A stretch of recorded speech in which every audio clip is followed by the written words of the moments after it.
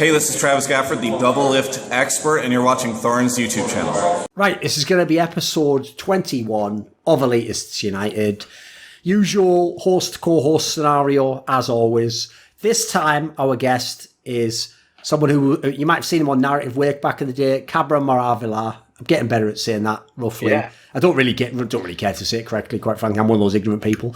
So, all right, Cabra, obviously you coming in from the Spanish scene. I actually have a question for you initially, because what's weird is you seem to like flirt with the English language scene. Like you do the odd piece of content, you do some shows. I'm always telling you to do more shit, but then you inevitably go back to the safe, surroundings of your little Spanish. You're literally operating on like, well, better to be a big Spanish fish in a small pond than just a small Spanish fish in a larger ocean. Like, what's going on with that? How do you balance that out? Are you wanting to be part of the English language community more? There's actually something about my brand that doesn't really translate into the English language. Secretly toxic? Yeah, basically. Right, okay, that's it. That's it. So I get to go to a show and like talk crazy shit about plenty of players, and then no one will come back to me. And then, of course, when I'm talking on a serious show or actually giving insight, I won't be like that. But that's a part of my brand that I don't think the English scene would take on well. So I didn't take enough time to develop it. Is that actually a thing where generally on the Spanish are people just a little bit more like blunt with their analysis or something, a little bit more edgy? For sure. Yeah. Okay.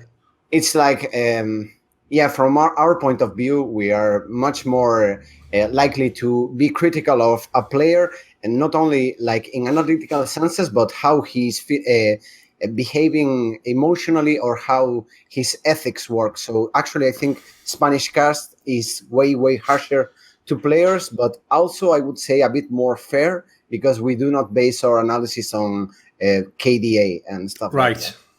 Actually, along those lines, Veteran, because obviously the thing he's alluding to there was a topic that's been very big in the community at the moment, and actually we addressed on the Elitists on the Line show with Excoundrel, who'd obviously hosted the LEC, and it was about the topic of like, people are getting mad at the analysts on the LEC for giving their opinions, blah, blah, blah, etc.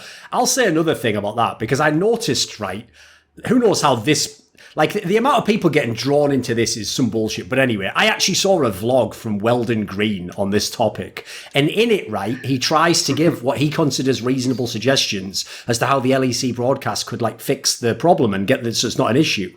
And one of the suggestions he gives me, I actually just would laugh in his face if he told me this in real life. Because his actual suggestion, one of them, was so that teams don't get mad at these analysts, that these analysts should do, like, a mini secret poll with the teams of who the best teams are, and then base their analysis on that. Like, if there's one thing I just want to say on this show, because on other shows are going to do that, they're going to pander to the crowd, and they're going to pander to pros, and they're going to pander to the concept of like, you are just a servant who is there to get information to the public. No, I'm just going to tell everyone who's an analyst right now, your only God, the only thing sacred in your motherfucking life is your real opinion as an analyst. That must be your God. And any time you speak against that opinion, you downplay that opinion, you lie about that opinion, you have blasphemed against God. And you should literally be considered a heathen and cast out of this fucking scene. And if I ever catch you, I'll start the next fucking inquisition on your ass. So every single stupid ass thing you say on the camera, as long as it comes from your heart and it came out of your brain, I'm fine with it. I might argue against the opinion, but I'll defend your right to say it. I'll defend the position that you should give real analysis. Because this idea that you're either supposed to pander to fans by not being too critical, or you're supposed to pander to pros by just saying what they think, is not only absolutely stupid on its face, and you could argue each point against it, but even more so, I made this point on Elitist on the Line, it's a very key one, it's also logistically impossible. It's a fucking fool's errand. Like, even if you get, for example, like, 4 of the teams told me to say Vitality's not that good. Well, Vitality's not going to like that, are they? So it doesn't make any sense as a principle. It could never work. And you'll just end up being another politician, another guy just thrown around at the whims of public opinion. Because if you notice the way I do my shows, like, you know what, Veteran? A lot of people don't know this, but every now and then I actually get pros and people in the community who like send me these fucking private messages where basically what they do is they try and explain to me that I have to like discipline my fucking co-hosts more. And they're like, you shouldn't just, why did you just let him say that? It's like, why did I let him give his opinion on a podcast? I out your motherfucking mind. I'm not the police, you know. My job, I'm not here like, well, Veteran, you stand accused of downplaying Fnatic and Splyce in one episode. How do you speak for yourself? And it's like, Strike that from the record. Like, no, it's just a fucking talk show. So as long as he actually thinks what he's saying, if I have a personal, like, question about it, yeah, I might push back. But if it's just someone else's topic, guess what? You'll have to go on your own show, mate. You have to make your own video about it. If you want to battle someone, do it. If you can't handle it, stay out of the fucking public eye, because that whole topic triggers the fuck out of me, as you can tell, because I think the best shows and the best content comes when people just give their real analysis. Like, I don't listen, it's less important to me that LS thinks Jin Air Green Wings could beat G2 than why he thinks that. That's way more interesting than telling him just shut up and say that G2 would win. That's a pretty boring opinion if he doesn't believe it. What do you think on this, Veteran? It seems like a topic that you get interested in. Yeah, like, yeah, obviously in terms of entertainment, I prefer people to be like explaining why and blah, blah, blah. But like, that isn't even my issue with it. My issue is that if their opinion that they will say on the broadcast is purely based on like pandering to whoever, because obviously Weldon is saying that they should pander to the teams more. And to be fair, he's the coach of a team, so I can see why he'd imply that, you know. What they are obviously doing right now is pandering more to like what they think the audience would want, and as Cabra brings up, like the audience likes big stats like KDA and stuff like this because that's stuff they're comfortable and familiar with. My interest though is that they use the ludicrous power that they have to promote what is actually true, at least that they intend to do so. Like, I'm fine with them being wrong, but right now the way it's set up, I'm not actually fully convinced that their intent is to string together a set of narratives that is actually true. They seem to have other priorities right now. When Scoundrel came on, he said very explicitly that like the priority there was like the hype. They had like a hype KDA from Leader. Obviously Dan had like good play there, and maybe they missed it, but there is a world where they didn't miss it, but Leader had a good KDA, so they'll put all of it on Leader. And I do think Leader is a player that should be praised, but I think when he's being praised here, it's incidental. I think if Dan gets like a really good KDA or have a really good weekend in terms of those kinds of stats in the future, then he'll get the praise that he deserves now. But then it will also be incidental. He may not have actually shown as good play as he did this weekend.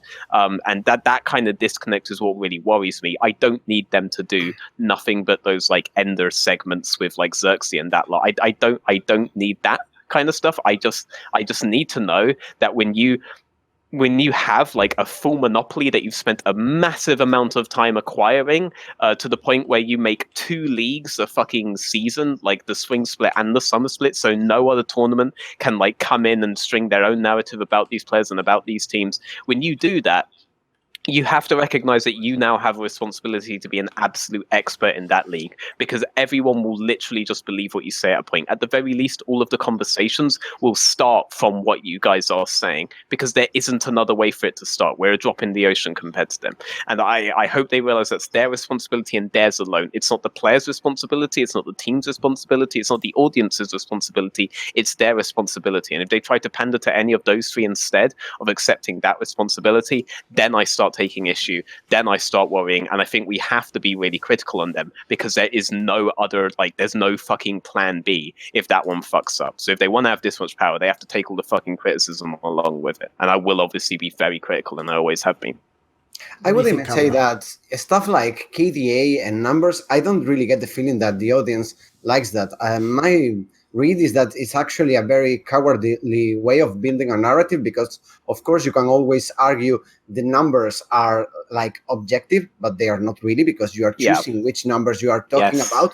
But you get to do so in such a safe manner that no one can argue that KDA is high, but someone can argue that maybe that setup was actually correct and your point was not good enough. I don't think that we are at a point where analyst desk is actually understood. Maybe in the Spanish scene, I would disagree as well. I think we have a lot of work to do on that front, but I absolutely agree that it's their full-blown responsibility, and I think they should actually make a bigger effort on not necessarily making heavy analytical content, but understanding how you can make good analytical content that is easily digestible. Because in my experience, I have built my Spanish brand as fully as an analyst.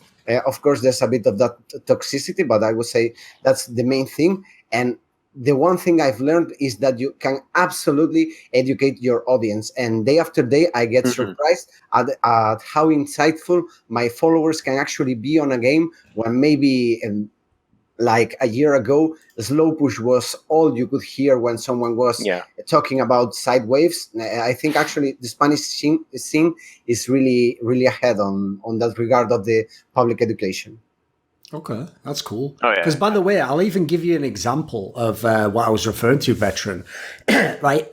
I don't obviously have the exact details right to hand, so I'm going from memory here, but I have a pretty good memory. I think I'm pretty on point with this. I remember a few years back when, unfortunately, Froscorin was still trying to overcome the inertia of all those Western fans hating on her because of her infamous appearance on Summoning Insight, where she said that, like, I think Veteran's frozen here, but we'll assume he's going to come back. Where he basically said, she said that Yellow Star like wouldn't be able to out Leona, like the fucking, I think it was like the EDG support or something, and at the time, famously, like that was his main champion that he was main, it was Leona, and it was just it was like a mixture of like a misspeaking and then probably picking the wrong example at random in her brain. So anyway, like I say, that built up this crazy inertia where if ever she was mentioned on a show or a broadcast, people would just go, isn't she that dumb bitch who doesn't even know anything about League of Legends or whatever? It's like, and everyone would say like, no, obviously she just misspoke. Like, just look past that and look at the rest of what she's saying. So the problem is that baggage came with her when she then came and started doing things in the Western scene,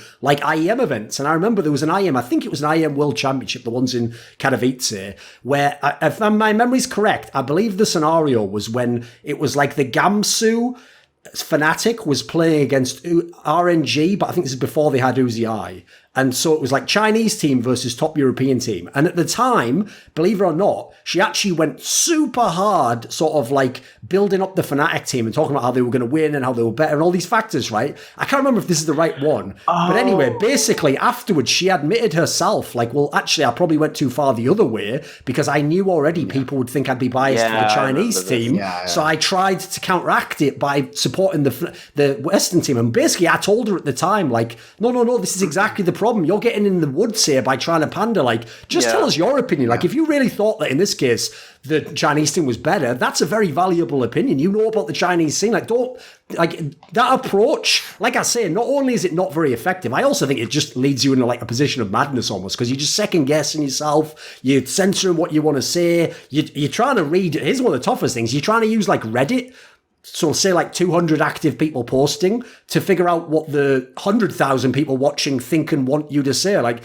I say, for me, it's just a fool's errand. I would even go from that angle. I just don't think it can work. I think you're always going to have the same criticism if you, no matter what opinion you pick. Whereas at least if you pick your own opinion, you can always just say, it's just my opinion. Now, I'll add in, by the way, Weldon's idea isn't bad in as much as if you did a survey of the teams and you watched the scrims of the teams and then you just used that info to inform your own opinion, yeah, cool, that's good. More info is always better. That could help. But obviously don't go with it as just like, well, they've voted that Splyce is second best. Guess I better say it. Like, no, you'd say that if you believe it.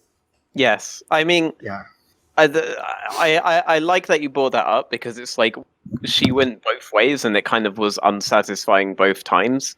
Like, there are two ways you can go there. Either you can go like, Go on. Either you can go like, I mean, the route that I've kind of been taking for the last few years is that, like, I worry too much about other people to worry about myself. So, like, I don't really care about the ramifications of the Riot cast on myself. I care about the ramifications of it on my players or on rookie players or on stuff like this, you know? So then I don't care if Reddit starts saying that I was being too harsh on Excalibur or something like this. Like, I don't care about this sort of stuff because my objective is nothing to do with that. The other way is that you can dedicate yourself purely to your craft itself. So in that case, instead of, and I just actually had a conversation with a caster about this, instead of thinking that you're the star, instead of rising to the status of that guy or rising to a certain kind of status in that sense, you're actually trying to be like as good as or better than that guy was in terms of like analytics, in terms of being able to weave a narrative out of his analysis, in terms of being correct on all of his predictions, in terms of all of his like craft, you know? And if you do that, and if you can confidently say that you yourself are good enough, then when you see comments that don't get like what you're doing or say that you haven't even made it, well, those are the guys that are losing out, you know? At the very least, you'll be able to go back home and, you know, live with yourself. You'll be able to look in the mirror and be fucking proud of like what you've constructed reflected there, you know? So I think you have to focus on stuff like this, and then incidentally, maybe Reddit starts liking you more and more, but that doesn't matter if you have to fucking bastardize yourself and not be yourself on the broadcast. Like it will never be worth. And like Frostgrin obviously found it out there, how like in terms of status. Well, she starts kind of live with herself after that, and she can't like. I mean, if she can't be herself on the broadcast, then what is she being proud of? That like Reddit knows what it wants. Like it's, I would never pander in that sense. I don't think that you should, outside of the obvious fact that I've already said, that you'll probably just start saying outright lies on the broadcast and be fine with it, even if you're not saying that, like saying to yourself that it's a lie. I mean, you're not prioritizing the truth at the very least at this point, you know. I'd say it's at least a lie by omission by not saying what you would have really thought. What I prefer to say is that if you do tell the truth, it will be incidental, you know? Like, that's what I prefer to say. I think that's the most accurate way to say it. No, but for me, it's even simpler because I think this is even not good for your brand. There is this idea that if you pander to the public, you will actually be popular, but the public never remembers the opinions they held. I remember back when we had last Worlds, I actually had to literally eat a tub of shit every time I had to talk about Weibo because everyone was praising this guy so much. And I was getting tinnitus from hearing that he was the best Western top laner when he wasn't even top 2 Western top laners in that tournament. I think he's talented, but he's just not that insane. And because I held onto my guns and I actually trusted my opinion, time proved me right. If you actually have a good opinion, the thing is this: if you have a good fundamented opinion, you are betting against being more knowledgeable than Reddit over time. Like time and time again, you will be proven right, and eventually everyone will say, well, maybe there is something about this, because you frame it as if you were arguing with Redditors, but they have actually already decided what their opinion is. They just choose the truth that suits them the most. They do not have actual points. So therefore, if you engage with them, you actually do not have a brand as an analyst anymore. You're just a populist. It's like the amount of times when I've done Listen Loco, like I even joke openly with him, like trying to spell it out to him what I'm doing. He still doesn't get it.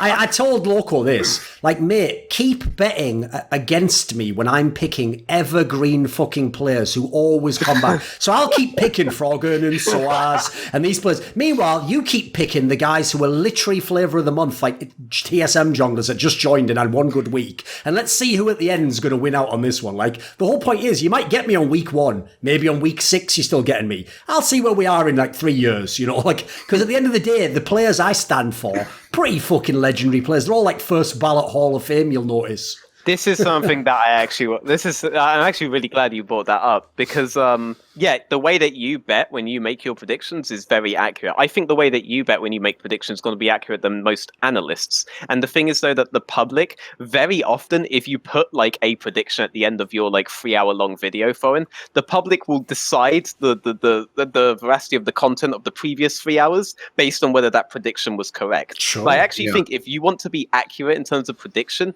you actually just have to analyze the narratives that are in play. And then if you analyze the narratives that are in play, you're more likely, if you bet on essentially repeating narratives, to be correct. Like if you bet on Cloud9 making out of groups last year, because Cloud9 always make it out of groups, then yeah, you probably would have been fucking correct, you know? Like there were so many different things that you could have done that were narratively true, that seem to work out over like actual analysis. I think analysis can tell you why a team will win and why a team will lose. But if you want to understand like how teams end up breaking apart, like mentally, internally, all of this kind of thing, because we don't have that knowledge up front, you're more likely to be able to understand those kinds of team patterns if you just analyze the narrative very heavily. And you have 15 years of like watching esports teams rise and fall for various reasons that are like independent. They're like team based, you know, they're independent of like the game that they are on. So I'd expect you to recognize like stuff like the evergreen players. Like what the fuck does evergreen mean in analytical terms? Like when I watch a game with Soaz in it, saying he's an evergreen player doesn't add anything to my analysis, of course, you know, like at all. Like why would it? But and by the way, I'd even say in the short term, obviously if Soaz has a bad split now and some other guy, let's pick a random guy like Finn from Rogue when he was promoted, right? Obviously objectively in some of these games he might have played better than Soaz. So you're right, if you just only analyze the in-game part, Loco would seem like he's right there, like, hey, I'm on the stock that's going going up and Thorin's picking the one that's going down. But if you look at the reasons why someone like Soaz comes back year after year after year after year, yes, they aren't established for the other guy yet. And so I think it's easier to bet on that angle. I always find it hilarious, Mix. I always keep looking around like, am I really just going to be the only one who's going to bet that Doublelift in the end wins a bunch of championships? And you guys are saying he's a bomb and Sneaky's the best player. I'll take this bet all day long. Where do I put my fucking house down? What is this shit?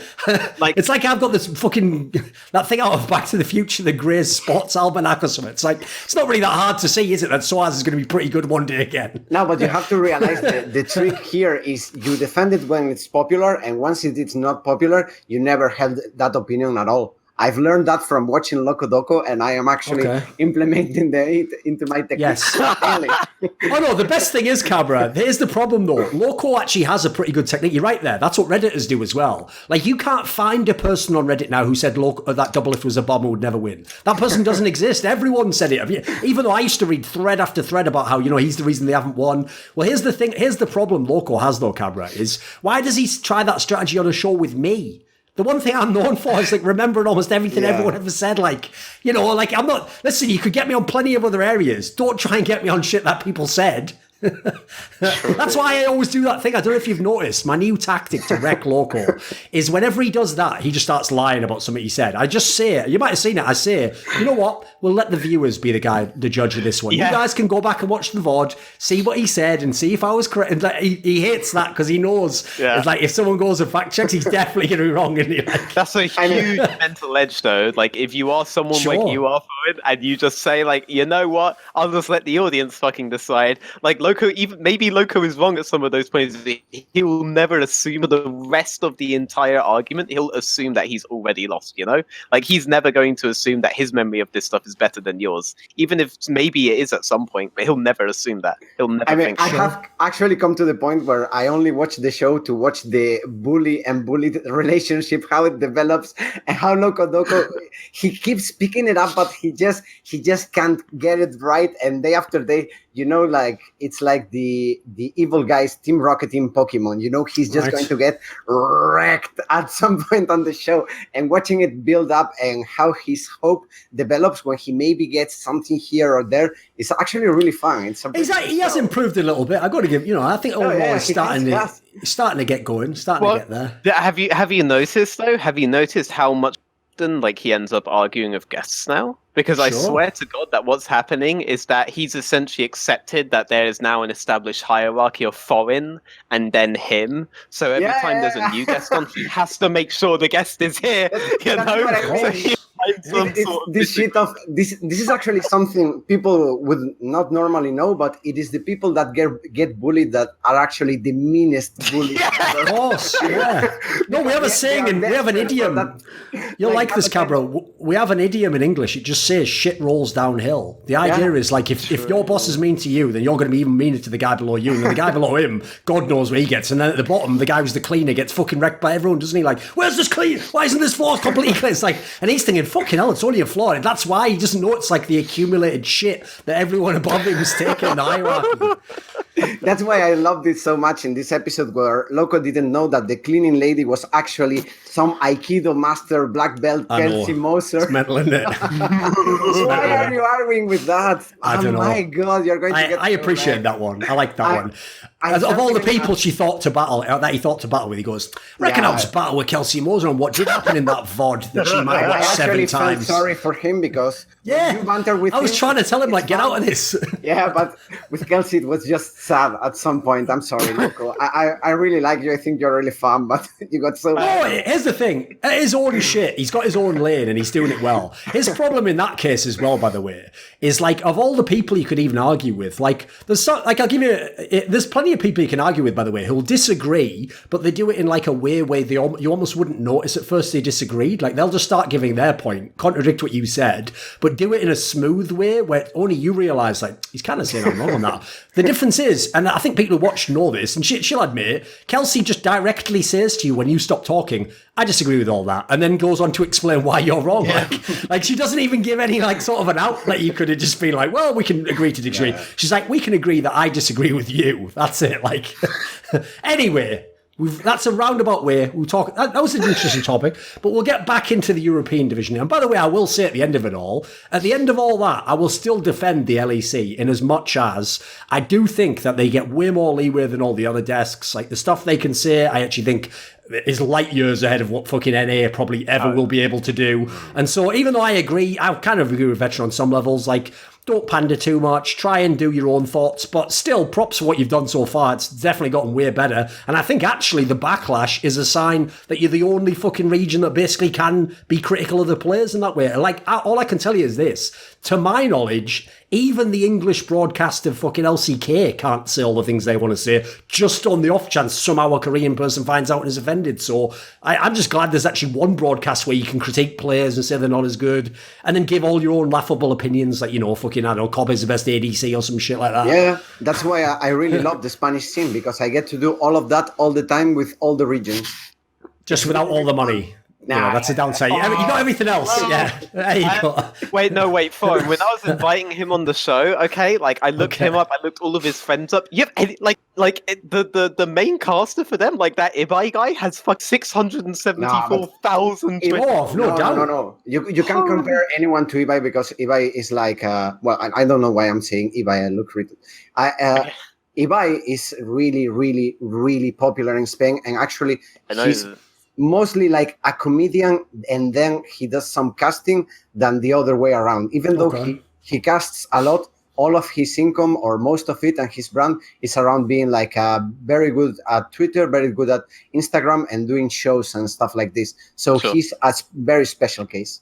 Okay, but you and like Fernando and all. So someone's swagger jacking me, is what you're saying. This motherfucker's trying to be me in the Spanish scene.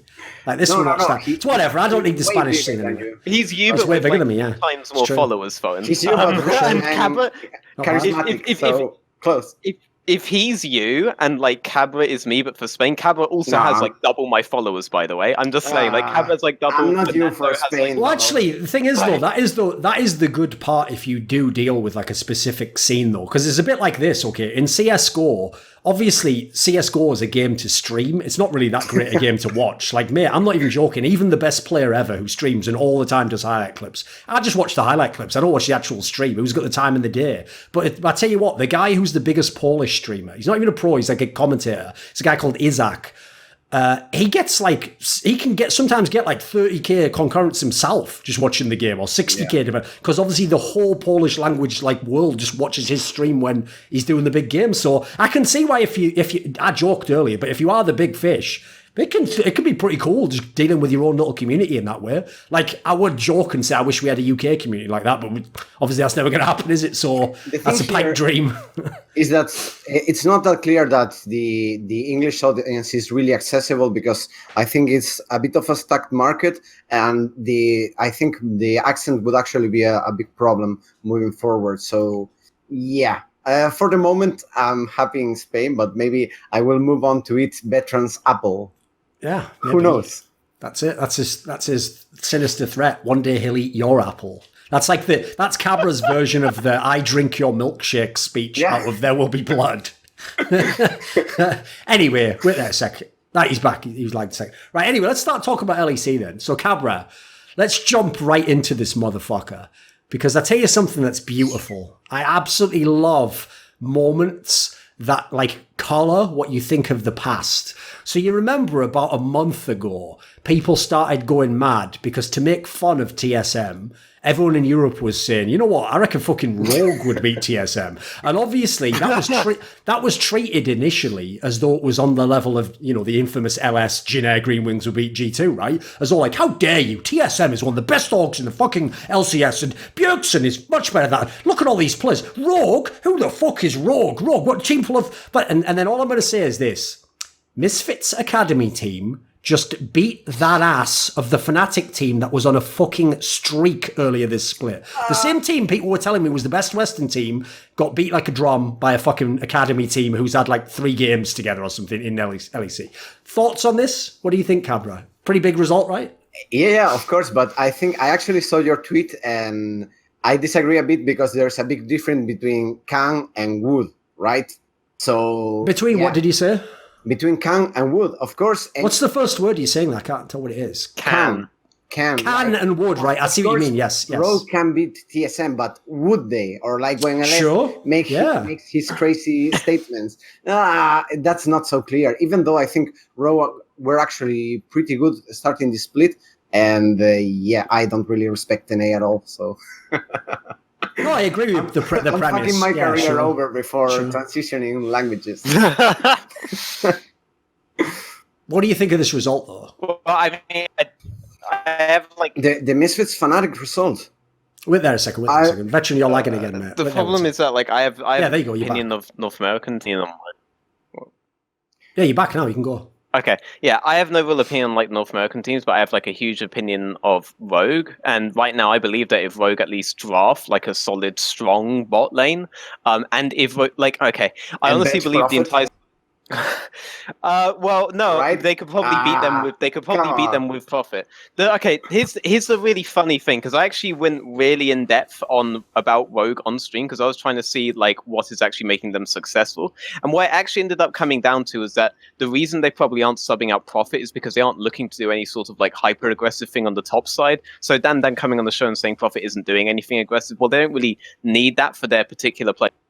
It leaves them a bit vulnerable, but not to a team like TSM, because my problem with that is that then Profit goes on to overextend in a few fights and actually concede a lot of space in the map. So but it's TSM. They don't have a jungler, so no problem. Wait. Let me finish it, because this actually ends in like a pretty fucking funny place. Like honestly, legit. Like unironically, I wasn't looking for this. Okay, and you can go back on the fucking stream pod and you can see I was not looking for this whatsoever. But this has ended up being what I found.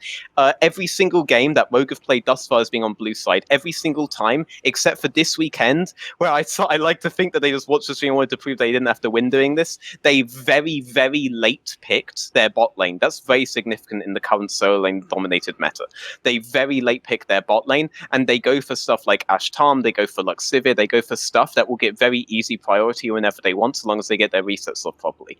They go for this really heavy bot side control on blue side with the sole purpose of making the exact same blue buff play every single fucking blue side game that they can. So Larson is playing with a blue buff over the enemy mid every single time.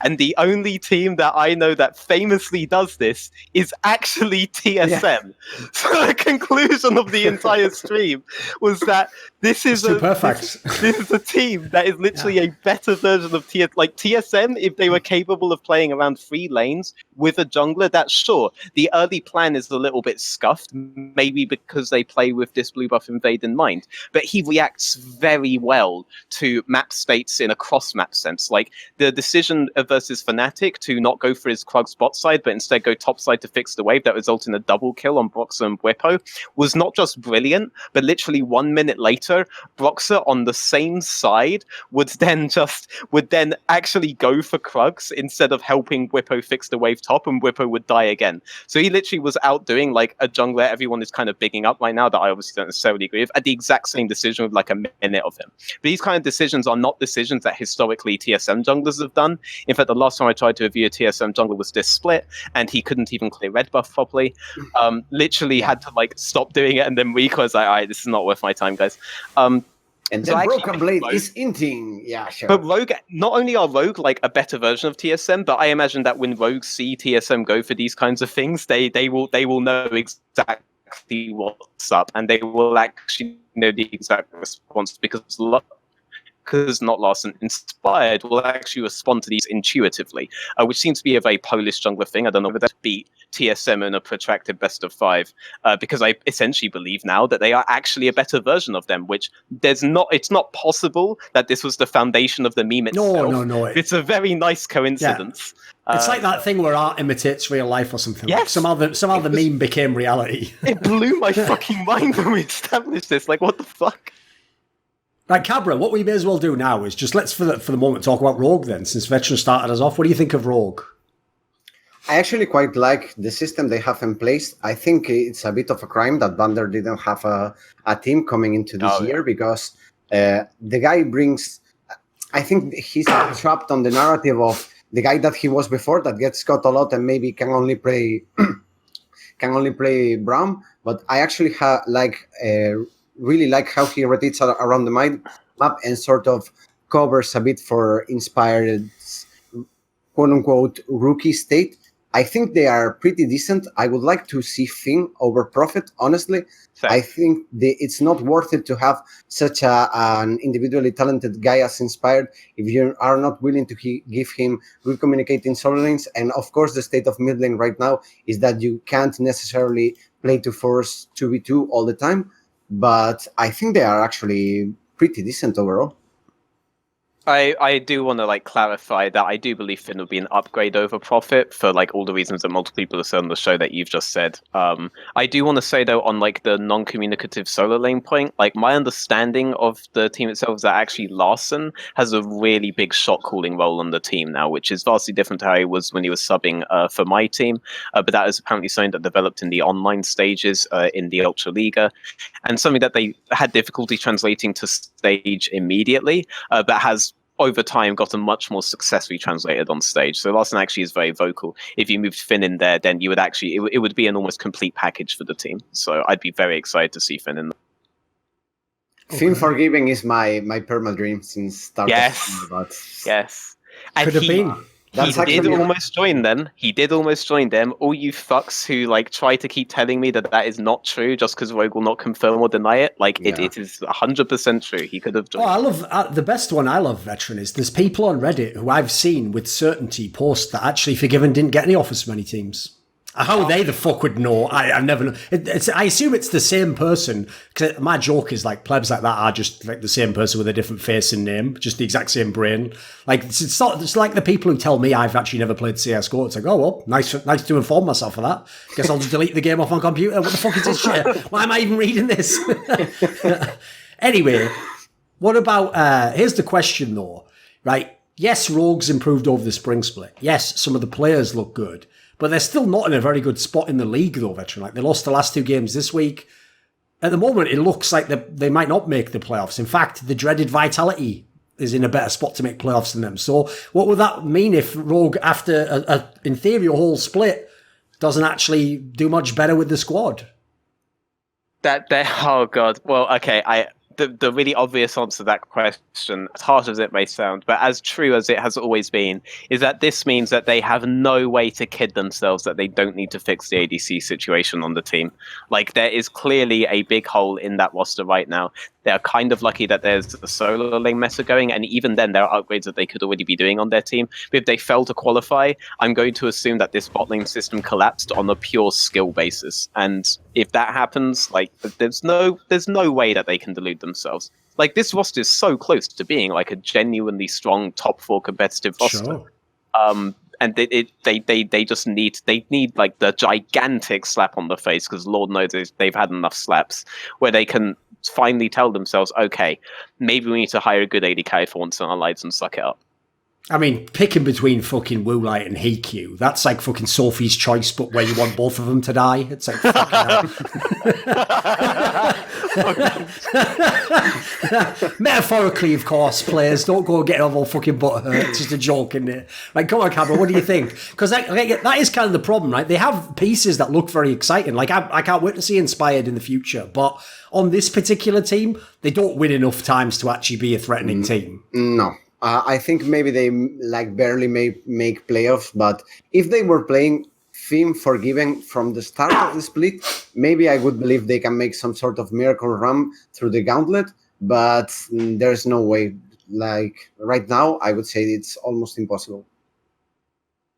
You know what? Sometime, I'll make a mental note of this. Sometime we're going to have to do an episode, and it'll be called, just to make it a joke, we'll title it something like the Forgiven Apologists annual meeting or something, right? Because I tell people this on the NA show, because obviously no one in NA gives a fuck about EU, because they desperately think that's the only way to cover the yawning insecurity they have over the fact they've almost had no results that are comparable. So their only move is to be like, well, I don't even watch the regions that are better. It's like, well, you winning then, I guess, dumb fuck. Go watch Friends, you moron. So anyway, in this scenario, right, I always tell people, if they knew the actual real rep that Forgiven has among the people who know League of Legends, it's so different from the fan rep. It's unbelievable. So we'll do an apologist episode sometime, Cabra. I'll keep you in mind for that one. We'll bring in maybe we'll have it like Summon Insight style. We'll have guest after guest will come in. I was actually, the other day, I was watching I think, second game versus EDG in Season 6. So I'm a pretty big apologist. And he was playing a gang so fucking well. Like, this guy, of course, when he came back, he is far from his best form, but I actually think a team of 3 rookies and Vander, who has already been beaten into some sort of peaceful attitude, is a good place for such a player to come back. Oh, I'll also say as well, with the exception of maybe Jankos, who doesn't need to ever play with Forgiven again, every other member who was a teammate of his, basically, all you have to do is wait until they get on a team like this, where they're playing with a bunch of people, the first lineup of this team didn't look good. Then they're like, you know what? I think I could deal with his attitude, actually. Yeah, because you get to have that player back on your team as well, don't you? And the whole point is, it's he's just too much of an arsehole. You want to just lose with this guy who's really nice? That's not a fucking great choice, is it? It's a garbage choice. Right, what about this then? So, a team we have to talk about, Veteran. We have to have a serious discussion about this squad, mate. Is what the fuck has happened to SK Gaming? This was a team every analyst I know had this team penciled when they added Sacre as this is the team that should go up in the standings. They should be up with the Splyces of the world. Instead, the opposite. So, where are you going on this one, mate? What happened? Okay. Me first or you, Cabra? No, I'll go first. Okay, come on. Actually, my thing with SK Gaming, I think it's a bit of a layered situation. First of all, I would say that maybe Pyrian is not as good relative to the league as he was in spring, as most of the rookies have already developed. I think there is a bit of an issue where Selfmade doesn't ever seem to get a good draft setup for him to gank. Maybe there have been a few good drafts, but in general, I would say most teams get to punish him and put him in a situation where he can snowball. I don't really like how their understanding of considering mid-prio works. I think often they overextend for early game plays that are actually detrimental for the whole of the state of the map, and then they end up bleeding through Pyrian. So I wouldn't completely put it to his individual skill. And on top of this, I would say that they got a bit boosted by the Crit ADC Jinx metagame scaled to 4 items with Sejuani, and then you can teamfight, because I think Crownshot is a really good ADC to play in this sort of setup. But outside of that, and maybe Ezreal, they haven't found a way to make him work out that well, I would say. So it's, for me, a collection of very different issues that combined mean that they are not as threatening as they were before, and I would really like to see Selfmade actually on a team where people can threat when he's really targeted in draft. Good job, Cabra. Very close. So this is the real shit. So you were very close in regards to the fact that you did allude to the bot lane change in meta, that Jinx, that Ezreal and all this stuff were their mainstays last year, and obviously these were champions that Crown is very good at popping off on. You alluded to the fact that quite clearly the midsection has been more of a problem this year than it was last year, and everybody and their mums has been Professor Veteran has been underperforming. And while I do agree that Pyrian is being underperforming, I think that he's being underperforming relative to what every idiot has been telling me that he plays to the level of their entire fucking lives. I don't even think he was playing good last year. What I do think was happening last year, that isn't happening now. That ties everything that you said. Last split. Thank you, Thorin. That ties everything you just said together into a nice, neat bubble, is that they are no longer playing for bot priority around the carry bot lane. And as a result of that, one big thing that I actually praised Dreams for last year has not been able to happen. Dreams has not been doing his priority roams mid anywhere near as much as he did before. Pyrian last year played with an absurd amount of safety that he was not able to do this year, because they are not able to play around bot lane, because the picks just aren't there this year. Not because draft changes, but because the entire meta has shifted towards a topside focus. You can see this very much when it comes to Fnatic. So all all of the safety and security that Selfmade and Dreams are able to afford Pyrion last split, he has not been afforded this split. And as a result, you see actually how the team plays with mid-priority specifically, whereas beforehand, they were one of the first teams that were always dragging their supports topside for the Herald contest, for example. And you very often saw SK Games explode at that particular point, or you saw SK Games explode later because the bot side was on a hyper carry, and the hyper carry would be one of the reasons why they would play so hard for bot priority early on, because they would play with the safety of the hyper carry as the main objective, and obviously because Westerlund was their top laner, so why the fuck would you ever play around that? Given all of this, I honestly think this is a team that was actually much more meta-dependent than we thought. Very often when teams surprise us by getting as high as they did, they turn out to be a lot more meta-dependent than we thought. I would like to point to H2K last year as an example of a team that really benefited from a bot-centric meta in the spring. That was not so much the case in the summer. Sure. We couldn't really fall back on those kinds of picks for Sheriff like we really wanted to, and then go for a full-on team fighting stuff.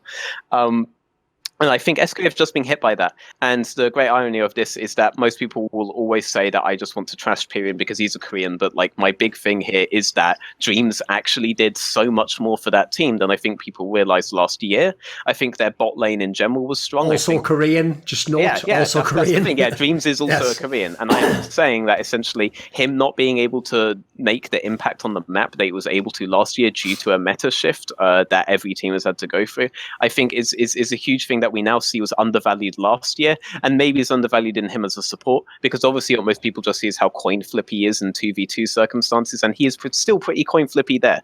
But I do believe that he was actually doing so much for their map state that put them a bit ahead of some teams at many points, and it's a huge reason why they were able to get top 4. Selfmade is still very fucking good, but there's only so much you can do when your mid laner is actually one of the most overrated players in the entirety of the LEC. Oh, yeah. There you go. There we go. Pyrion got told. The problem with that one as well, for me, so is... I see actually Veteran has a bit of the same brand as I do, in the sense that shit talks people that can't actually speak his language. So the ideal victims, yeah, of course. Why not? Okay, I have to say, all right, I see so many analysts go on shows with people like you who are not necessarily first language English speakers, but for some weird reason I'm the only person that can get other analysts who don't speak English for language to the point where they have to say, well, I don't speak your language, so I guess it's FF. I just have to say I haven't seen anyone else get other people to that point. The thing I would say about Pyrion though, and I guess in a way I'm mildly devil's advocate for him in this sense, is, to be fair, he is a Korean player who just came and joined one of the worst teams in LEC, was given a bunch of rookies to play with, some of whom have basically played together already, and then Westerlund is his top laner, and then just told, have at it. And you know what? We'll even just fucking roll a D20 to see who your coach is this week.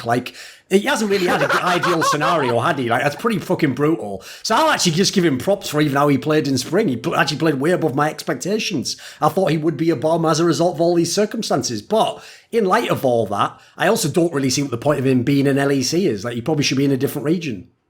True. No offense to the guy. He's not a terrible player. He just doesn't really fit that team, I don't think. I mean, they have Genax on the sub roster, by the way. So much of this roster didn't really make sense last year, and it makes less sense to me this year. You can't really kill yourselves in these particular regards. How do you actually think this roster would have worked out with Nemesis instead of Nemesis? Oh, that's an exciting one. That's the exciting one, isn't it? I've always said that. I would have liked to have just seen the whole team and then divided up if you need to kick people, Yes, no, I think it would have been so much better. I think Nemesis Selfmade had such pre-existing synergy that Nemesis would have actually been playing mid lane from a point where he would be comfortable, and we would really see the hard priority Nemesis that we saw so much last year, but we only saw when Fnatic decided to go back to square one and change up everything that they were doing, we would have seen that basically from day one. I think that would have been the Vitality equivalent team of this year that Vitality were last year, when they immediately came on the scene and they were dominating straight up. Then everyone else kind of figured out what they were doing. Whenever Veteran says last year on this episode, he means last split every single time. Last year. Oh, it actually was last year this time, right? Yeah. Vitality last year went Oh, yes, the spring one. Yes, sorry. I guess they had 2 springs. When GP was off, right? 3 minutes on cooldown, so Jisuke looked like a really dominant laner. But True. But like, yeah, like they would come in with the same system that they had in the ERLs. They would already be well practiced at this, and other teams would be like figuring themselves out, especially because it's franchising. I think they would have actually been a very dominant team until other teams like got their shit together, and then they decided, all right, now we have our shit together. The next step, what do these guys do? Oh, that's a little bit cancer obvious, and then they probably like drop down a couple of tiers after that. But I do think it would have been really fucking beneficial to at least keep the duo of Selfmade Nemesis together.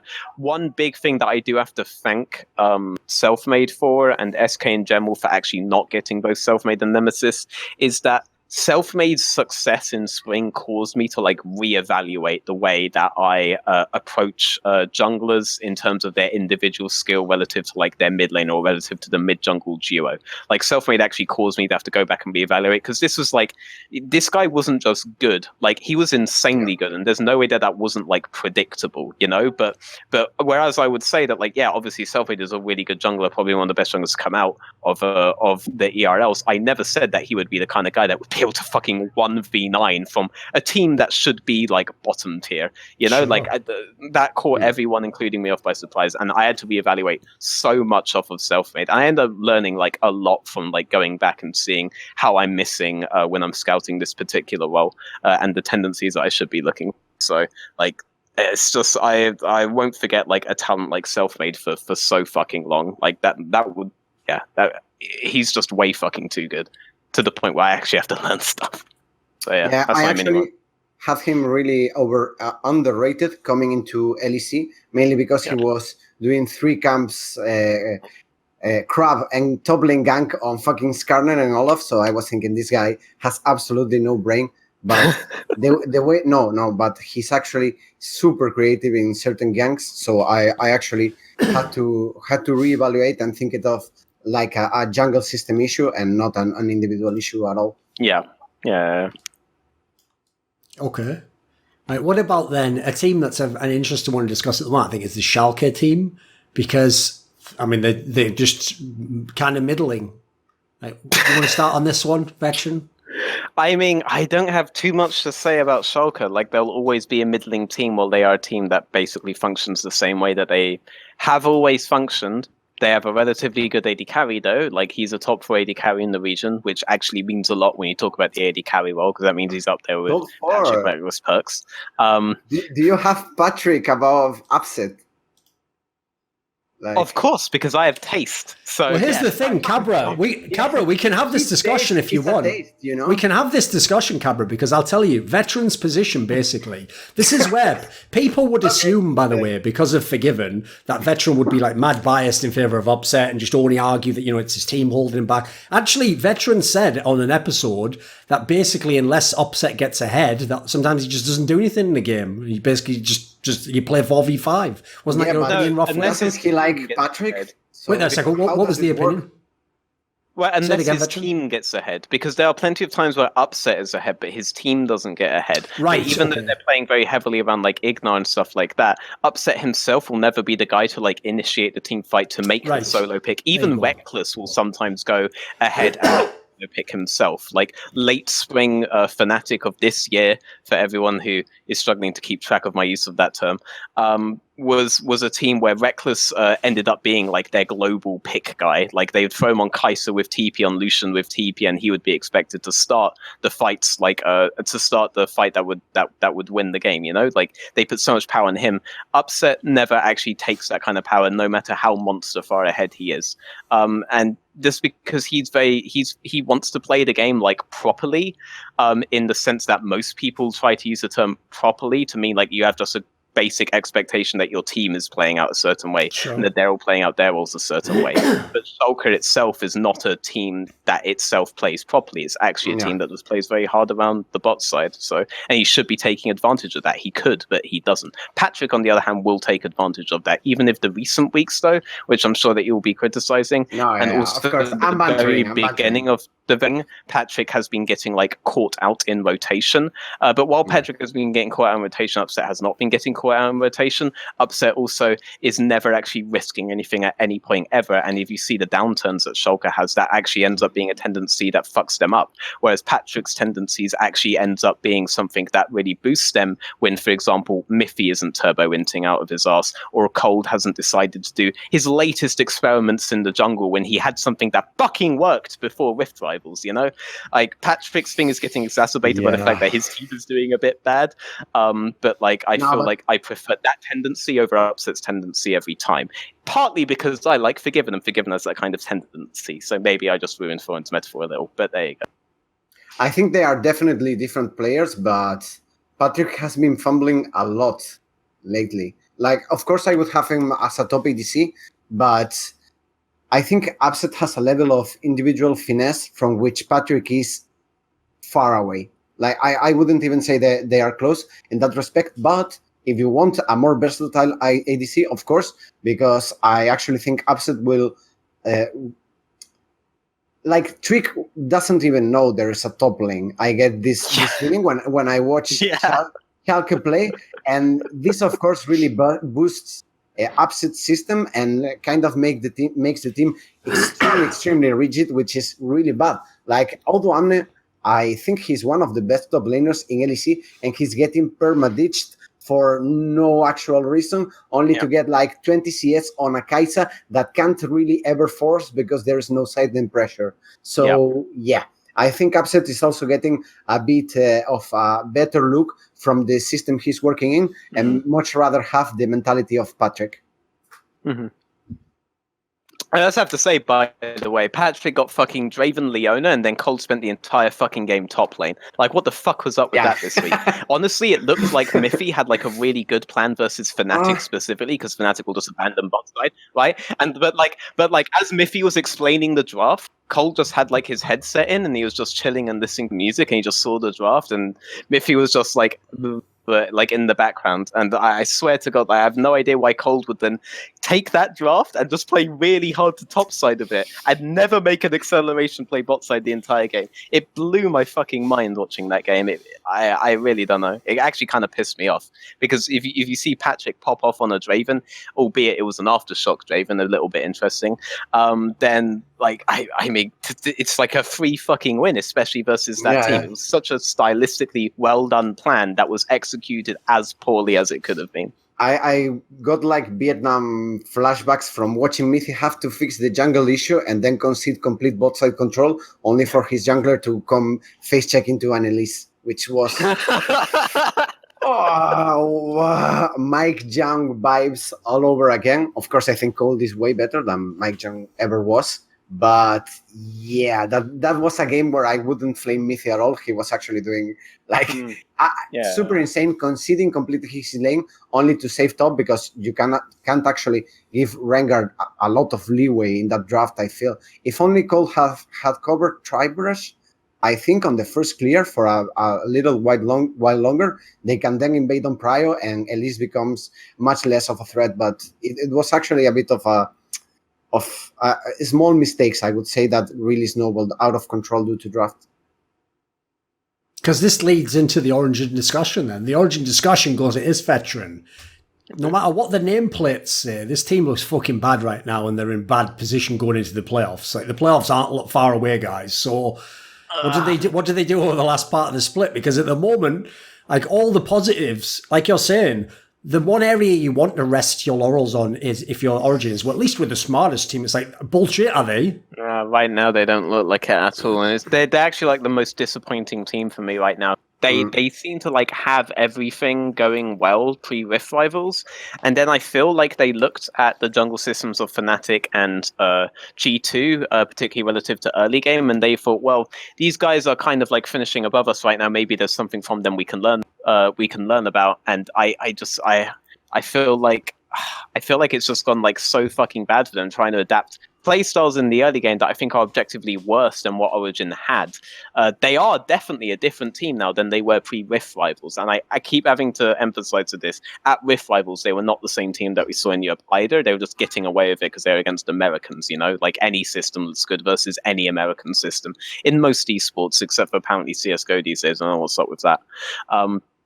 But like the things that they've been doing are even different week to week. So for example, Cole recently has started playing hard for like his jungle matchup specifically, and kind of forgetting about the state of the lanes in particular. But just before they started going in on like Jarvan priority, size priority, and stuff like this play style, they were actually just hard prioritizing Sejuani, which is correct, his most broken piece of shit in the game, and actually playing for early Drake priority really heavily in mind, and forgetting about everything else in favor of that. Like, they seem to be going through so many different systems that is just not the original system that they were playing. And I mean, like, I hope it's being a nice learning experience for them, because now they really need to just get back to doing what they were doing best and qualify for the fucking playoffs. And then hopefully this can be another one of those like Misfits 2017 summer things where they looked like a bit so-so throughout the split, but then when it hits playoffs, it's like, all right, we've learned all of our lessons. Boom, 3-0 Fnatic, get to semis, like get to finals, blah blah blah. Like, I really hope it's a scenario like that, and then they'll just get like 3-0'd by G2 in the finals. But like, I really hope it's something like this, because I just hate the way that they've been playing for a few weeks now. This is a team that I was most hyped for way back in December for, and I'm sure you'll remember like how much I was hyping this particular roster, and it looked so fucking good for so long. I really don't want them to fail me now, and I want this fucking nightmare to end and for the dream to fucking begin in time for playoffs, you know? One of the things I think is not as good for Origen is I think they got a lot from creative drafts in spring, and in particular around giving NateDOhDoubleG something that really works well and comes from like an unexpected place. But not only I think that's harder to do in this meta, but also I get the feeling that teams have figured out that Origen's early game is quite mid dependent, and they are punishing NateDOhDoubleG a lot more than they used to. So yeah, I would say that has actually exposed a bit of their jungle. That combined with the fact that they are reworking their jungle system is making the jungler look way worse than I think he actually is. And overall, the whole team is on fire. Due to that, I mean, it is fucking fire, like, and we can all see it. Even Reddit can see it. I even agree with Reddit when they say, you know what, I don't think this Origen team is actually as good as people are saying. You know what, this week, you're actually fucking right, random Redditor. No, this is not the smartest team in Europe this week. 100%. They actually look pretty fucking retarded, if you ask me. And this split, they actually have not beaten any of the top teams in any games. Yeah, they have. All of them. That took until the second half of the split last time, in fairness. Like, I will at least give that to them. But we're beyond that point. You should be doing it more consistently now than beforehand, you know? But instead, all of the other top teams are out-accelerating. At least that's what it looks like Well, okay, not Fnatic. But that's at least what it looks like optically. Like, G2 is just getting better and better, you know? Like, I don't see any team catching up with them right now. Right, Cabra, remember that whole opening segment about like analysts just speaking their truth, you know, not being afraid of the community, not having to pander to pro players and things. Right, this is where me and Veteran stood with nooses round our necks, turn to you and say, first time? Because the question is, what would you like, what is your opinion of Broxah as a jungler? You know. I don't know. I just want to know what you think. I have eaten so much shit from criticizing Broxah all throughout Season 8. Then Worlds came and he was really fucking smurfing. He was absolutely insane as a jungler. But overall, I would say he's middle of the pack. Like maybe 5th, 6th. If he has a really good champion, if the draft is set up for him to succeed, he will be individually really good, I feel. But there is certain things I don't think really work well for him. For example, I think the whole Fnatic thing of spring, where Nemesis was getting a lot of the blame for the problems, I actually think that it was the fact that Caps was always leading Broxah on rotations, and since he doesn't have that shot calling anymore, he actually just reverted to the jungling style he had in Season 7, where he would just put really deep vision around mid, even when the matchup didn't guarantee that you could use that vision at all, and then the mid laner was absolutely fucked. So Yeah, I think he definitely has a lot of. I think this is actually. I was thinking about this because I think this is actually a trend on the Fnatic roster where there is a lot of this shit of I'm individually great, especially on my best moments. I'm mechanically proficient. I play a few champions, and now where's my check? Now, and I just like yeah. I think this is actually a very big trend on the Fnatic roster. I would say you can say this about Bwipo, of course. You can say about Nemesis that he is very individually proficient, but has maybe champion pool issues. Hylissang at this point, I mean, he went racking into Leona, no? Like, yes, what else can you say? Exactly. Yeah, but okay, there's some logic because I actually think Hylissang is actually poor. But the way that I think they play with I their think bot he's lane, really, really good. so, like I agree with you, the matchup is complete garbage, The right? trend like, is there. like a free fucking win. But Hylissang's pool is the way it is because he basically has to do Vox's job for him. Is my estimation of the thing. And by changing to playing from bot to top instead, he is able to just sacrifice HP for a good lane state for Reckless, and then just be free to go mid and secure Nemesis, and then be free to go top to like do some shit to Bwipo. Like he basically goes around all. Okay, you know what? There's a really good way. You may understand this. Meet his brother. No. I mean, fixing them up. Like Miffy doesn't do it to the same like selfless extent that this guy does. What he is doing for this team, and he doesn't do it to disguise his jungler's flaws. When I think of those two things, there's only actually one support I think of, and it's not actually a European support, unless you maybe count Yellowstar, but I don't think Yellowstar was like fixing Reignover. I think like the entire purpose of that team was actually to fix Huni. So Vox is my new Huni, essentially. The guy I actually think of is Mako from EDG, that you may remember us shit-stomping at 2016 Worlds, because we actually understood that the most important part of that roster wasn't fucking Clear Love, it was fucking Mako, and I do not care that Nami Karma is fucking priority anymore. Ban Alistair, ban Tom, and I'm telling you we win the game. Didn't do that first week, did finally do that second week, and we shit-stomped all over them, because if this guy wasn't on those kinds of champions, the pre-Pike, pre-Rakan days, and wasn't actually setting up everything that Clear was going in on in the mid section, in the top section, everything was actually really broken for them. Obviously, they didn't really play too hard around top, but they played very hard around the mid priority and then transferred that mid priority towards bot side. That all began with Mako. I actually view Hylissang in a very similar light to how I view Mako back then. I did think Mako was one of the best supports in China, and one of the best supports in the world. Yeah, and I think Hylissang is a monster as well, because Hylissang is so fucking good that he's essentially playing two roles right now, and he's carrying their entire map state doing it, which is why I rate their bot lane so fucking highly, and I do think Hylissang is like the second best support in Europe.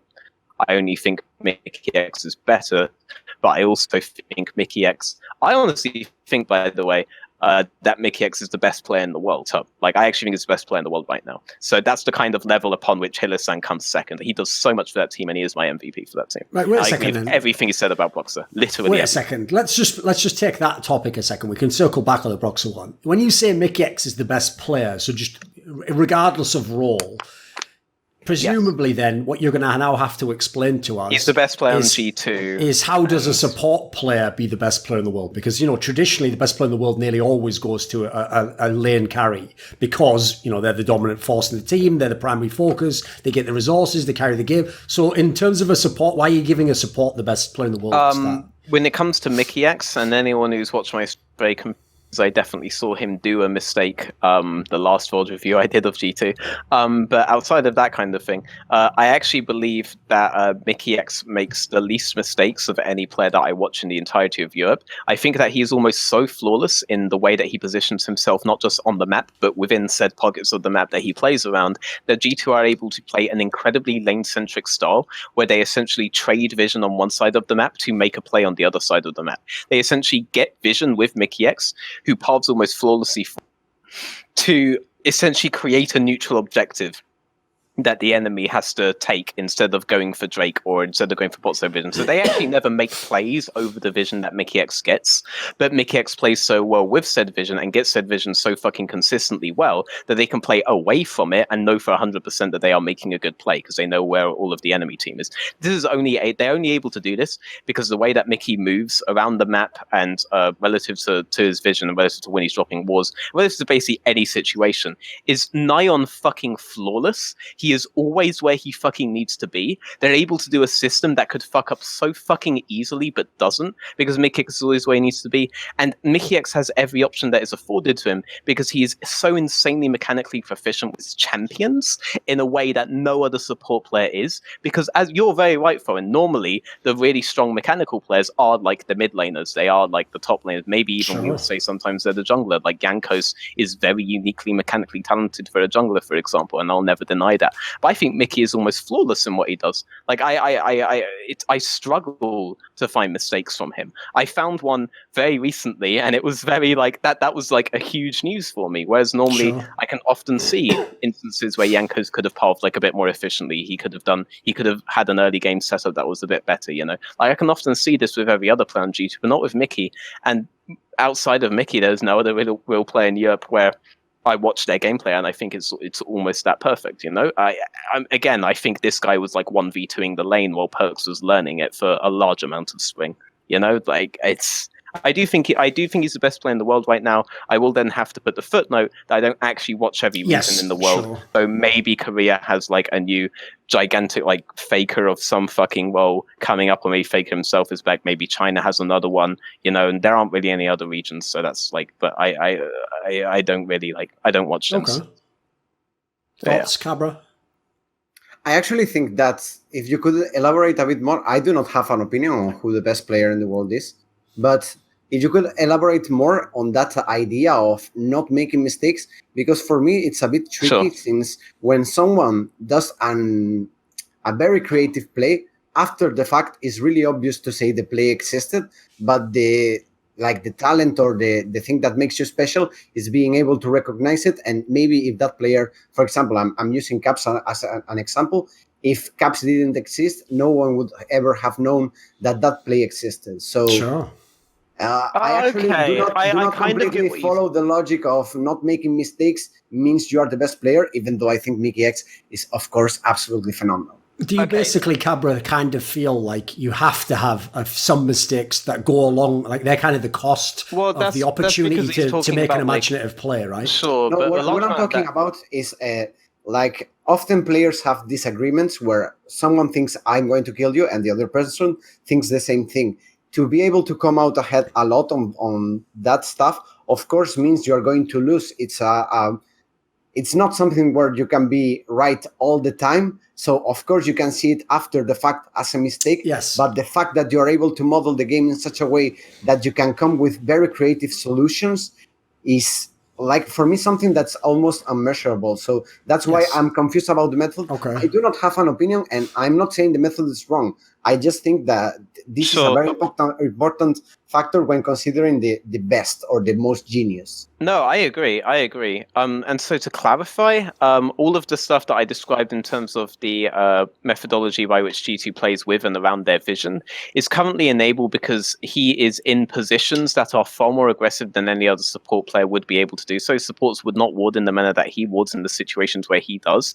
His positioning on the map is always within the very narrow specific pocket where he may be able. When you talk about looking at a player or looking at a play specifically, where it's like only Caps could have thought up this play. When I'm looking at mikyx's map movements and his reset timings and the pockets in which he is looking to take vision and the reasoning behind it, mikyx is the only player that is looking to do that. And he's only able to do that because his understanding of the map is so strong that in other situations where, like, if I saw another support try to do a similar thing, I'm very sure that they would just die doing it. You know, but I do see him do these kinds of plays, but they're not as like flashy plays as like a Caps mechanical outplay or something like this, pushing limits in that kind of sense, right? Obviously, I make a huge distinction of not making mistakes relative to like just not dying, because like upset doesn't die. He has like one of the highest KDAs, you know, but I think he does make a lot of mistakes because I think there are plenty of positions where he should be moving up, where he should be taking initiative. So, and I would view those as mistakes. So for me, not making mistakes is not like not dying or whatever. And I do see those kinds of plays that you're talking about, but obviously they're not like super hard mechanical plays. Though he does make some very impressive mechanical plays in team fights and in other scenarios where maybe another member of his team inted and now they have to fight 4v5. Sometimes Mickey X's mechanical prowess on his champion is the thing that will win them that fight. I'm trying to remember which game it was, but I remember a game where Caps basically inted a little bit further. It was like in MSI, I think. And Caps like inted, and then they had to fight a team fight 4v5. And a lot of people were like, G2 can just take this fucking fight because they know their power limits and stuff. I think that's complete bullshit. I don't think they knew their power limits as well. I think Caps just inted and they were landed in a bad situation. But like I remember in that specific fight, like what Mickey X was doing in that fight hard fucking carried them. So like I can think of like mechanical instances like that. But overall for me, the way that he controls the map is the way that like other people are like dreaming of controlling the map. And it's a very unique thing that G2 are doing, by the way. I don't see any other team in Europe even attempting to do what they are doing. And it explains a lot of why people will just view G2 as like a team of just 5 better players, because the way that they set this up, because they're not actually making plays on the vision itself but away from it, they're not making jungle plays, so they're not making skirmish plays. All their plays are in lane when they're making them, and that's a very unique characteristic of them. I don't think we've seen that since, and it's going to sound like a meme, but unironically I don't think we've seen a similar playstyle since Samsung White, and this is something that I'm like looking more into now, but ever since I've noticed it, I can't not notice it every time I'm watching their VODs now. So well, the obvious correlation there, Veteran, to look into is obviously the style of how Samsung White used their jungler and support literally changed the way fucking League of Legends is played, exactly because of how they used vision to know where the opponent is and how to make a play on them that was super aggressive, you know. But they weren't making the plays on the vision. That was something they would, exactly. They would play outside of it, you're right. Yeah, I used to criticize them for that. But looking at G2 and seeing that they are essentially creating a neutral objective trade where there otherwise wouldn't have been a neutral objective trade by doing this kind of changes my mind on a couple of things. And I also know that they did this in response to how SKT understood vision and pressure points where they can get vision. Like SKT were one of the first teams to understand, oh, wait, we can just pressure here instead of just using perma and then take vision with it and then pressure again and then defend the vision to force a fight. Samsung White came about in an era where Korea finally figured out what SKT were doing, and they all replicated it, but Samsung White went one further and they refined it potentially in this manner. And because they understood that if you're doing this, by the way, you are essentially playing for reset timings relative to the pressure that you're getting in lane. Once every other team understood that in Korea, the West had to catch up, and the West caught up in about 2017, which was when I can tell you the exact point where the West caught up was actually in the 2017 IEM when Flash Rules shit stomped on everyone. G2 understood from that Flash Rules were playing for backs in their early game. They weren't playing. Where's all this content? This should be like a documentary, and this was the moment that I realized that the West had caught up. And then you're like, but wait, first I have to tell you the story of Korean League of Legends. The man called Faker was born. Exactly. If you want the full story, you can subscribe to twitch.tv/veteranEU and get my VODs where I actually went very in depth into G2 on stream. So yeah, but disregarding all that, I think G2 have made the same leap. I think G2 have made a very similar leap. I think Origen are the guys who would have essentially been like the SKT of that time, who are playing like with pressure for vision like properly. I think G2 are the guys that have made the leap, and I think this leap is the synthesis of this kind of more hyper aggressive, and obviously I think I'm an absolute genius for seeing it. So yeah. That's the end of my one. Twitch.tv/veteranE. Right, here's the question, Cabra. I'll give you 2 choices, right? It's like a choose your own adventure book, but I'll give you the spoiler. We still end up at the same place anyway. So your choice is, do we keep talking about G2 and transition to more of that, or do we circle back to the Fnatic topic now? Which do you vote? Basically, do you want dessert first, or do you want the main course? Do you want to eat your vegetables first, which is talking about Fnatic, or do you want to have the lovely ice cream sundae where the cream on top and the sprinkles and the chocolate sauce? I actually do not feel G2 is that interesting. I mean, they are an interesting team. Sure. Nor did I. That's why I was looking for something like this. I was I like, will check your votes then, for sure. I said, but yeah, I'm actually... Okay. Right, let's go back to Fnatic then. So we did the Roxer angle, right? We talked about that. What about Fnatic as a team generally? Because obviously they did start the split off on this big streak. Now they've taken a bunch of key losses. Hard to know really where they're at the moment. Obviously, they had the whole angle where they took Reckless out for a week and then put him right back in again. What do you think of where the Fnatic squad is in general? Because as we just talked about earlier, in a world where Origen's fallen off and Schalke is ranked 4th, the league should be wide open for Fnatic to at very minimum be like the clear second best, right? I mean, there's Splyce. There is Splyce. We'll get to them in a minute.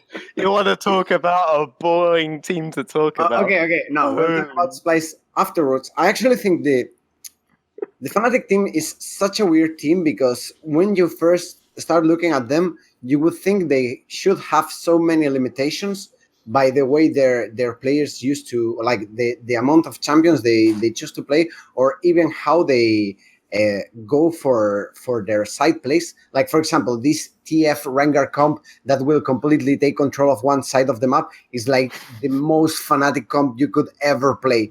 Literally, you have only one job in mind, and it's it should sound simple to play against them, but I actually think the comp is built with quite a bit of finesse. Even if you wouldn't want to play Karma always on the bot lane, I really like it in this comp since you can go Twin Shadows and GPL, and it's really, really hard to play into Rengar and TF. We actually saw Patrick had a lot of issues. He even wanted to go Aftershock because of this. And in general, I don't know. They are. I think they could be such. I have to say this. I think they would be so much better with another jungler. I'm sorry, Broxa. I think you're a super cool dude, but yeah, the list is growing. The list is growing, boys. If I could put Cersei in Fnatic, I would actually like split a lemon in half and make lemon juice on my nipples. I think this team would be absolutely insane. But yeah, I think their early game really, really limits them to the point which, like, that's why Cold made such a big mistake in the Origen game. It's not a big mistake not to cover Tribush top, but it is if you know you're playing against Broxa and the lane to play for is Rengar, because that guy is going to be there 24/7 and you only have to cover first bounce to make Kennen safe. I think their approaches become really, really linear, and even when Broxa is playing these sort of champions like Karthus or whatever, it's really apparent that he isn't willing to take responsibility for the play, because he will just ult no matter what whenever someone is engaging. And playing Karthus is mostly about those ult timings and saving the big cooldown for when you can actually get fed. He usually never gets kills on Karthus because he will just use it whenever his teammates call for a play. And he actually never ends up having the impact this pick should guarantee you in 1v1 or split push scenarios. Funny thing is, that's actually how, by the way, I can tell you in LCS when Froggen plays Karthus, he has to use the ult like that, because what he has to do is like basically give his team a chance of winning the team fight. So he just uses it at the beginning before they even start. I mean, which is like, this is supposed to get all the guaranteed kills, boys. Like, it's a bad state of affairs if I have to use it before we even start a fight. Like, Froggen has plenty of ways to give his team a chance. For example, he could go to a decent team for once. This would be really nice. But if he wants to go to the beach, chill. Exactly. Yeah. A shame. I would actually love to watch that Origen team, not fully, but Froggen Forgiven for real, because I don't think they would be amazing, but they would be for sure fun to watch. It would be fun to watch, exactly. The experiment alone would be worth it, right? Whether it worked or not. Fantastic. Right, what about this then? So, Veteran. Oh, come on. I know to the mentally ill people, they're just going to think that we're like one by one recruiting people to the cause of like, fuck Broxa. This is some sort of heresy. Anyone that can follow the Spanish scene knows that I've been hard on Broxa since season 7. So I've been criticizing. I actually think when you came on Narrative Wake, you and Kelsey both criticized him for like basically just farming most of the time before Fnatic got really good. Not only farming. For me, the key point is that his vision setups made very little sense. He improved in season 8, but in season 7, words were just dropped wherever. And here's the problem, really though. dislike that. The big problem you guys are always going to face is that if your analysis was taken in a vacuum, it's all great stuff. Someone would have to attack the analysis. The problem is that if you just look at the jungle distribution in LEC right now, it means that people end up saying things like, Selfmade is better than Broxah, and a fan just goes, but Selfmade, SK Gaming is bottom of the league, and Fnatic is saying, what, that cannot be true. And then obviously Veteran says Cadrill's better, and they're like, the XL players, they're just like, their brains are just melting down. Like, it's like they can't even get to address the logic because it's already like the ultimate like Trojan horse that's entered their brain and is like eating them inside like mad cow disease or something. Cadrill is better than Broxah. The ultimate thing is there is no logic behind whatsoever. Broxah is fantastic mechanically, especially in certain champions. He can absolutely smurf some skirmishes. I know Veteran will say, but mechanics include how you play a dive and the priorities. I will say his mechanics are actually bad, and I can list many examples. But go on. Yeah, of course. I'm not saying he won't fumble. I'm saying he has a lot of those. That's what I meant before when I said Fnatic players sort of ride in these high peak. Cabra, I know what you mean, because obviously as someone myself who's criticised Broxah, I always know when Broxah's had a good game. Because everyone fucking has to tell me. Like, that's how you know he's not owning every game. Because the second he starts popping off, mate, they're saying, well, yikes, oof. It's like, that's the Fnatic. There's fucking seals in the background. Broxah. Like, they just go mad like that. And I'm like, oh, well, Broxah must be having his good game this month, right? I'll tune into that. I think, fucking hell. It is kind of like that with all the players. I see what you mean, though, because basically, Cabra, they operate on the principle. This is why, here's another meme that's come so true, Veteran, I never thought it would. When I used to say that Fnatic was the TSM of Europe, I meant the fans being really obnoxious. I didn't mean the team. Absolutely. But I tell you what, the team Fnatic reminds me so much of TSM in this quality. It's not about, the player doesn't have to play amazingly. He just has to have enough games that give him plausible deniability that he's bad. That's the secret to every player in TSM and Fnatic. Like, as long as Reckless and Bjergsen just have enough good games and only one bad game every now and then, they can't be the problem. As long as all these other players have one good game, they can't be the problem. It's like, it's a very weird, like, load-bearing of responsibility in these teams. And you know what? As long as both teams have very abused jungle systems, then by analyst terms, neither Bjergsen nor Rek can be the problem. Hey. Yeah, sure. Yeah, they are the best players. I will also say that Broxah has this quality where it won't be obvious as a random fan that he's making a mistake. Like he will rarely be caught up in a random place. He will mostly just not be where he has to be. And then a fan will say, why is Whippo there? What is Nemesis doing? This doesn't make any sense. But the problem is the setup was not correct from the jungler. And of course, a fan won't see this. It's obvious they can't. No, I'll give you an example. Since you yourself, instead of Cadrill, you picked Cersei from Splyce. Well, there's a player where if someone's just a really casual fan, they're like, Cersei, he isn't even doing anything. But like, there is a logic to what he does, and it seems pretty sound when you watch him actually, when he does choose to gank and who he goes to gank for, etc. I mean, to be fair, he's my stepbrother, so I'm boosting his brand. Dude, did you not? You must have loved that. He does just look fucking just like you, doesn't he? Like, he didn't even know it himself. It's mental, isn't it? Maybe I would say a bit. I wouldn't say that hard, but yeah. Basically, you're the Shakares to his Expeke. There you go. There you go. Okay. Let me allude to an earlier point you made. Okay. Because this will also let me draw us to another team entirely while staying on this particular team topic, okay? And even maybe give you the excuse to go to a third team, okay?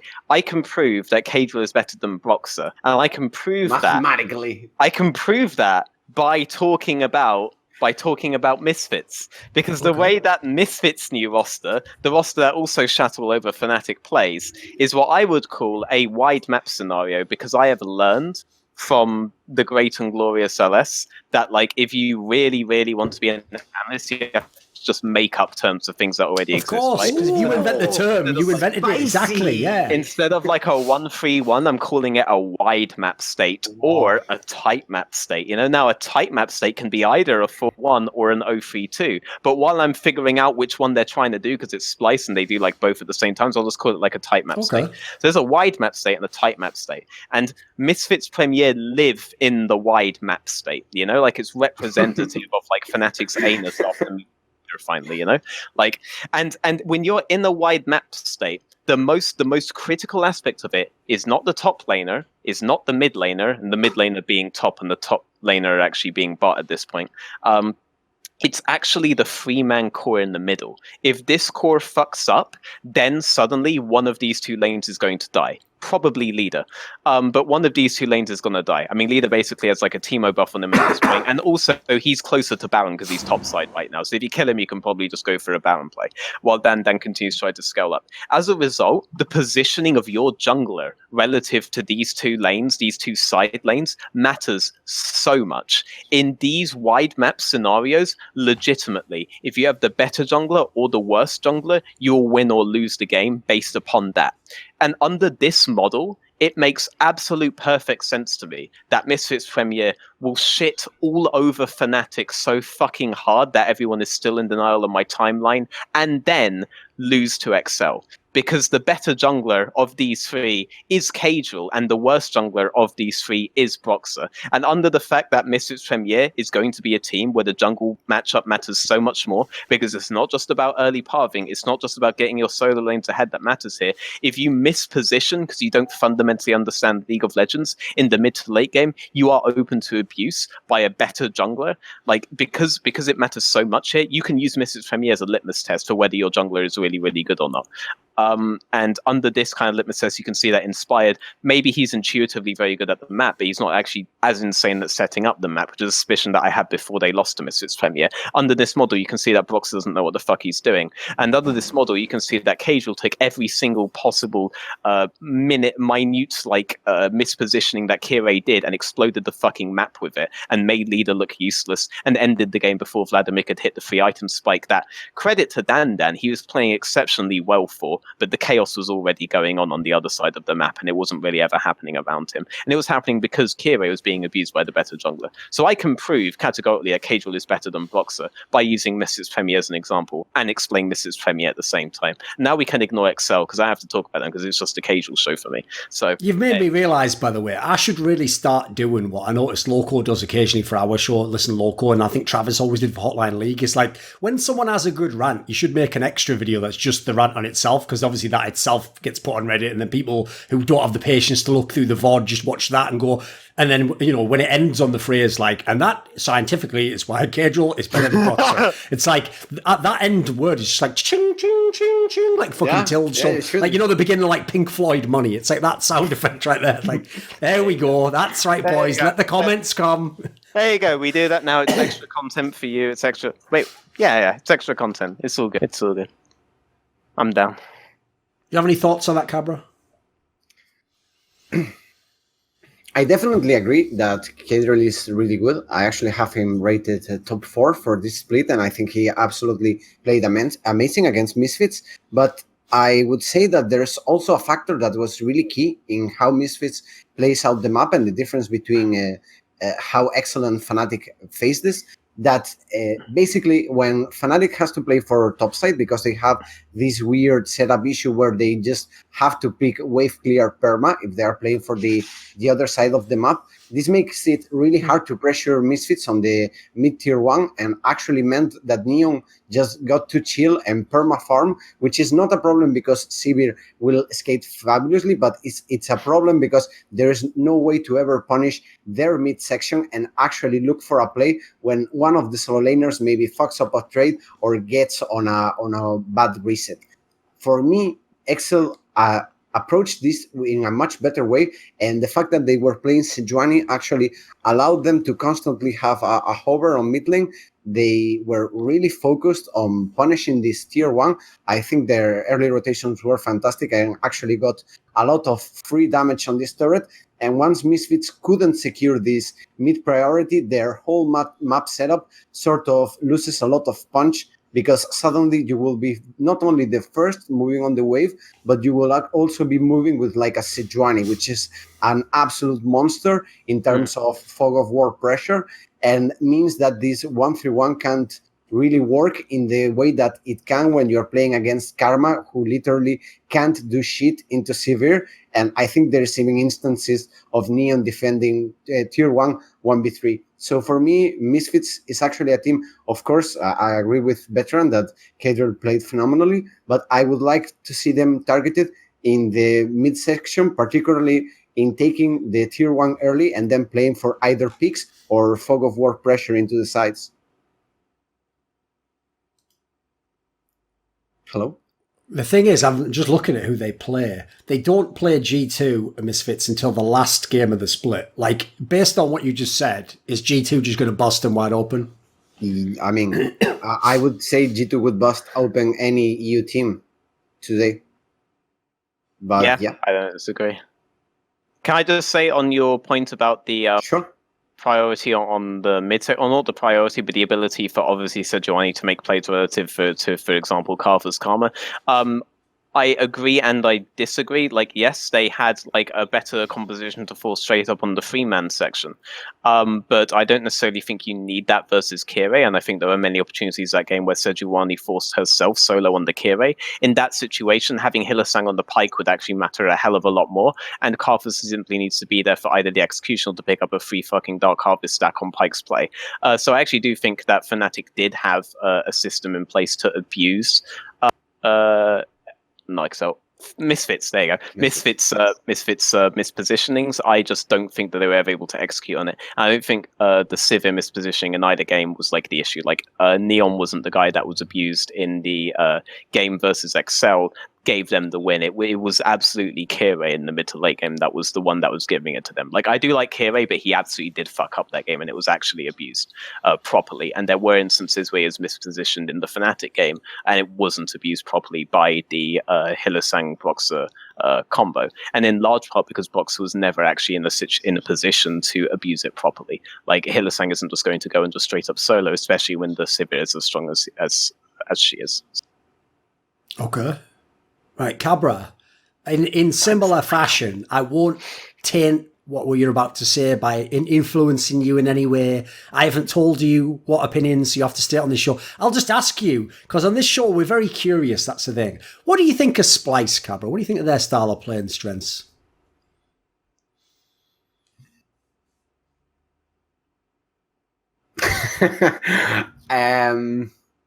I actually think they would be so much better if they actually bother to set up Dragon correctly when Baron is up. Like, I think they fumbled it like 2 or 3 times already in these last few games. Overall,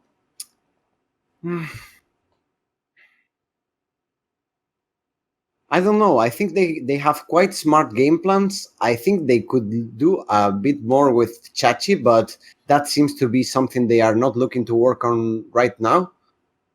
And yeah, I just do not love their mid-game setups.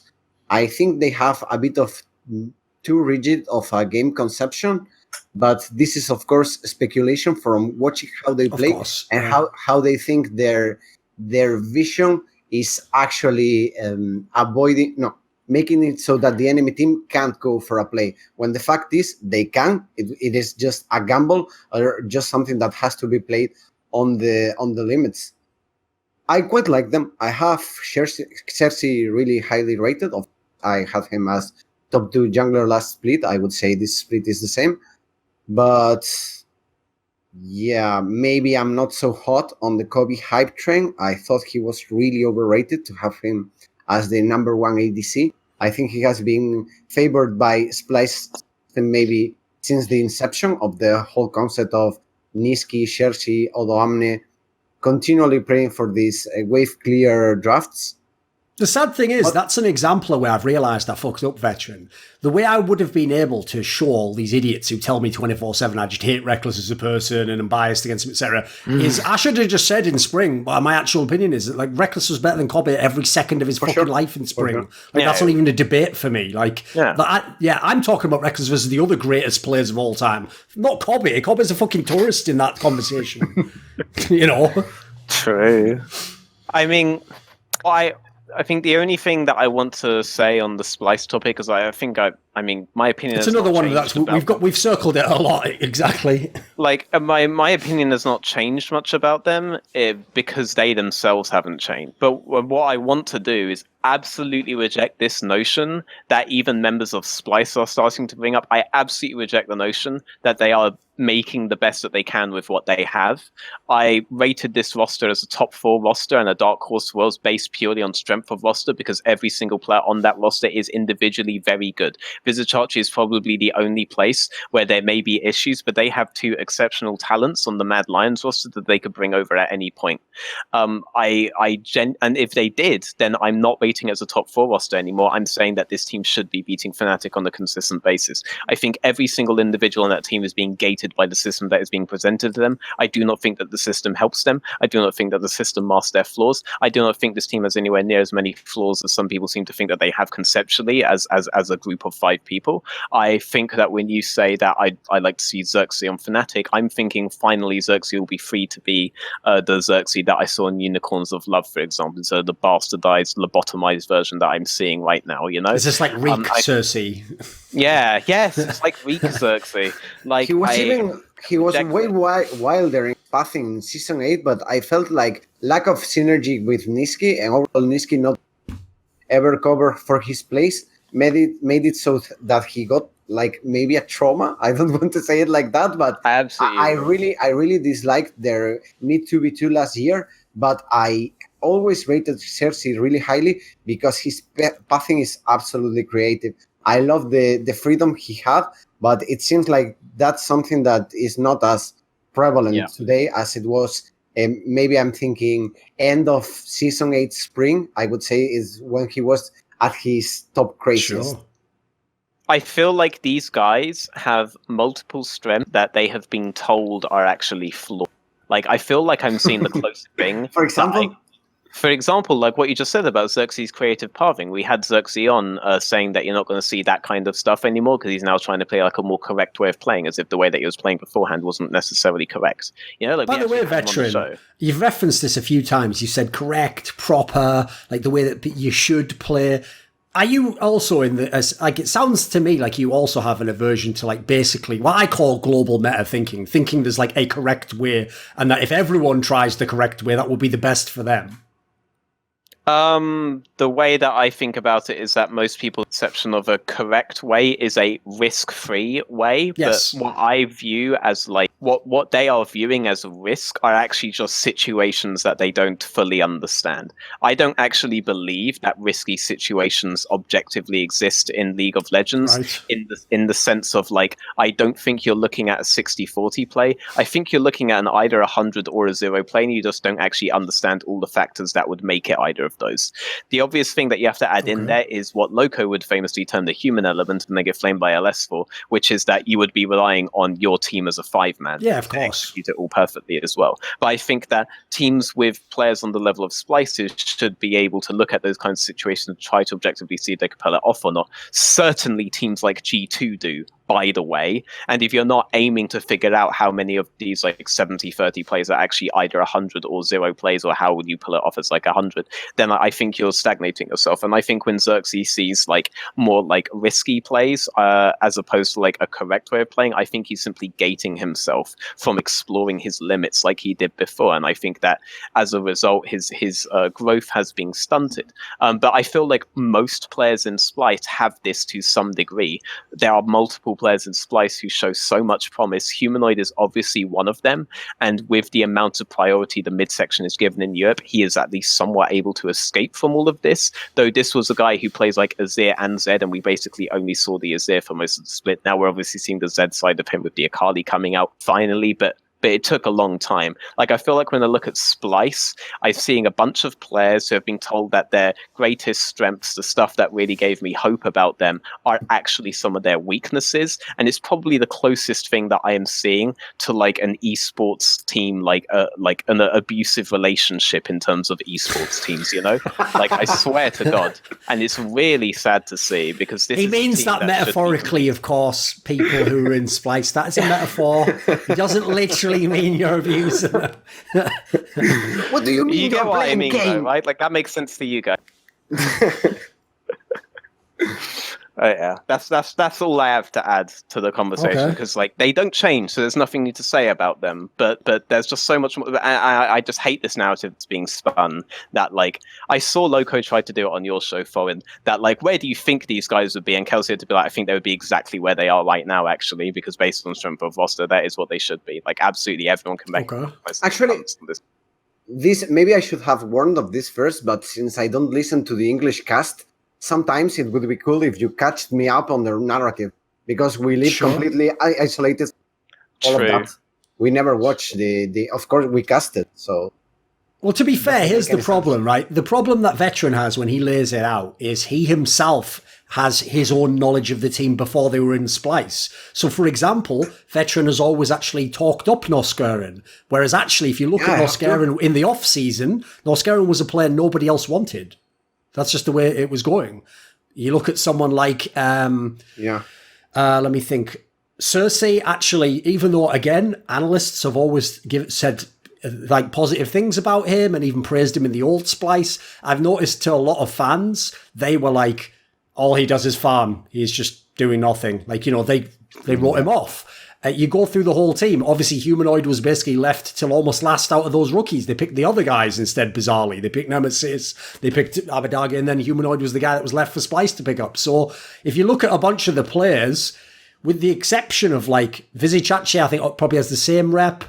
Kobe has probably been overinflated, as we've discussed. I think the others people thought weren't that good. And so to other people, when they see a team of players they thought weren't good, suddenly be like, I mean, even in the spring, they were like, what, 4th best team or 5th best team? Now they're obviously challenging for 2nd. A lot of people see that team and they think to themselves, it's an underdog story. These plucky underdogs, you know, like they've had to do everything possible. They've worked, they've grinded, they found exactly the right style for them. It's maximizing all their strengths. And now they're finally competing with the big boys. Whereas to Veteran, who hopefully at some point in time will be unfrozen, to him, he thinks, well, I always thought all these players had this potential and more. And if anything, why not explore it more, you know?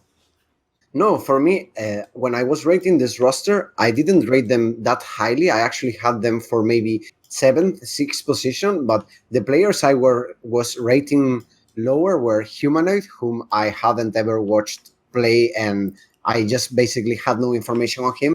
Sure. I was assuming Nemesis would be best simply by pick order from teams, as you say. And actually, it was Kobe, the other player I was rating really poorly. Like by the end of the 2018 Splyce, their bot lane was such a huge liability that was completely messing up in lane and costing their team advantages, and even jailing Cersei into this sack pick just so that he could help clearing the bot lane every time that any kind of pressure came in to hold the bot lane through the wave clear of sack. That I actually thought this guy would be very exposed as an ADC. I was wrong. He actually had a fantastic spring split.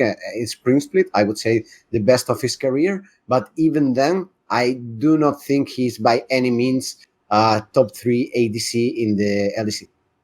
Yeah, I mean, I don't disagree. I think that the hype around Kobe split, the majority came down to stuff like you could easily say he has been deathless on Vayne, didn't I? Like you could build up really easy hype narratives about him because of his KDA, even though his KDA was gifted to him by Humanoid the entirety of the last split. And that really pissed me off, because I've been really trying to push how talented Humanoid is, because he was the biggest talent that was coming in out of all of these 3 guys, and he got like no praise until recently when he bashed out the Akali, and now suddenly people are like, oh, this guy's good, I didn't realize this, while he was like solo carrying Kobe for the whole entirety of last split. But like people don't see that because it's not easy to hype up, and for some weird reason, there's this idea that the responsibility isn't necessarily on the casters for it. But it adds. I mean, who else possibly has this responsibility if not them? Yeah. Like the Humanoid Kobe situation really pissed me off. Not because I don't want people to think I just hate being told that I'm like wrong, or that I someone has a different have, like, opinion a thing on why, against certain people, or that I have like a thing about like certain players or something. It's like I really didn't want Kobe to become this overrated because it took spotlight away from the efforts of other players on his team, specifically Humanoid in this regard, who absolutely deserved to be building a brand off of this, who deserved to be building a career off of this. Like, you only get one debut split, you know? I feel like he was robbed of his debut split being like an insane split, which it absolutely was. Relative to like Nemesis and Abadage, who had the most inconsistent split I think I've ever seen in my entire life. Like he was kind of robbed of that. I'm glad that he gets it now. This split, obviously, but like for the Kobe thing, he suffered. For the Boxer thing, I think Hylissang somewhat suffers for it. I also think that Bwipo suffered immensely for it, especially in spring. Everyone suddenly thought he was the most garbage top player in the history of the planet for stuff that was not his fault. It was absolutely a fault of their jungle system, and their jungle system is the fault of the fact that their jungle doesn't have agency. Like other players suffer when you overhype or underrate a player in isolation. Like none of this happens like unrelated to each other. You know, you can't kid yourself into thinking there aren't ramifications for the decisions you make in terms of the narrative in this regard. And the thing is, example, Box one's an example, etc. A quick thing to say on that topic is, like, by the way, as a general rule, as soon as someone pivots to maybe you just hate or love the player, they have no argument anymore. That is a concession, a surrender, and an attempt to win through emotional manipulation and sophistry. Like, if they actually had a really good reason to shut you down, they wouldn't even bother pivoting to that. They'd go straight to the reason and shut you the fuck down. So what that tells me is that it's like, they haven't got anything to say on that matter. And then on the other side of the equation, the real irony of it is that they're doing the same thing themselves. So in light of what you just said earlier, here's what I would say to every Broxer fan who's really upset about how we've analysed Fnatic. Why won't you give Hylissang credit? Why is Hylissang not allowed credit? Because you like Broxer. Oh, you want a big thing that happens when you do this shit? You know who's genuinely improved on Fnatic? Like, really noticeably improved in points where I don't necessarily think you should be able to improve on?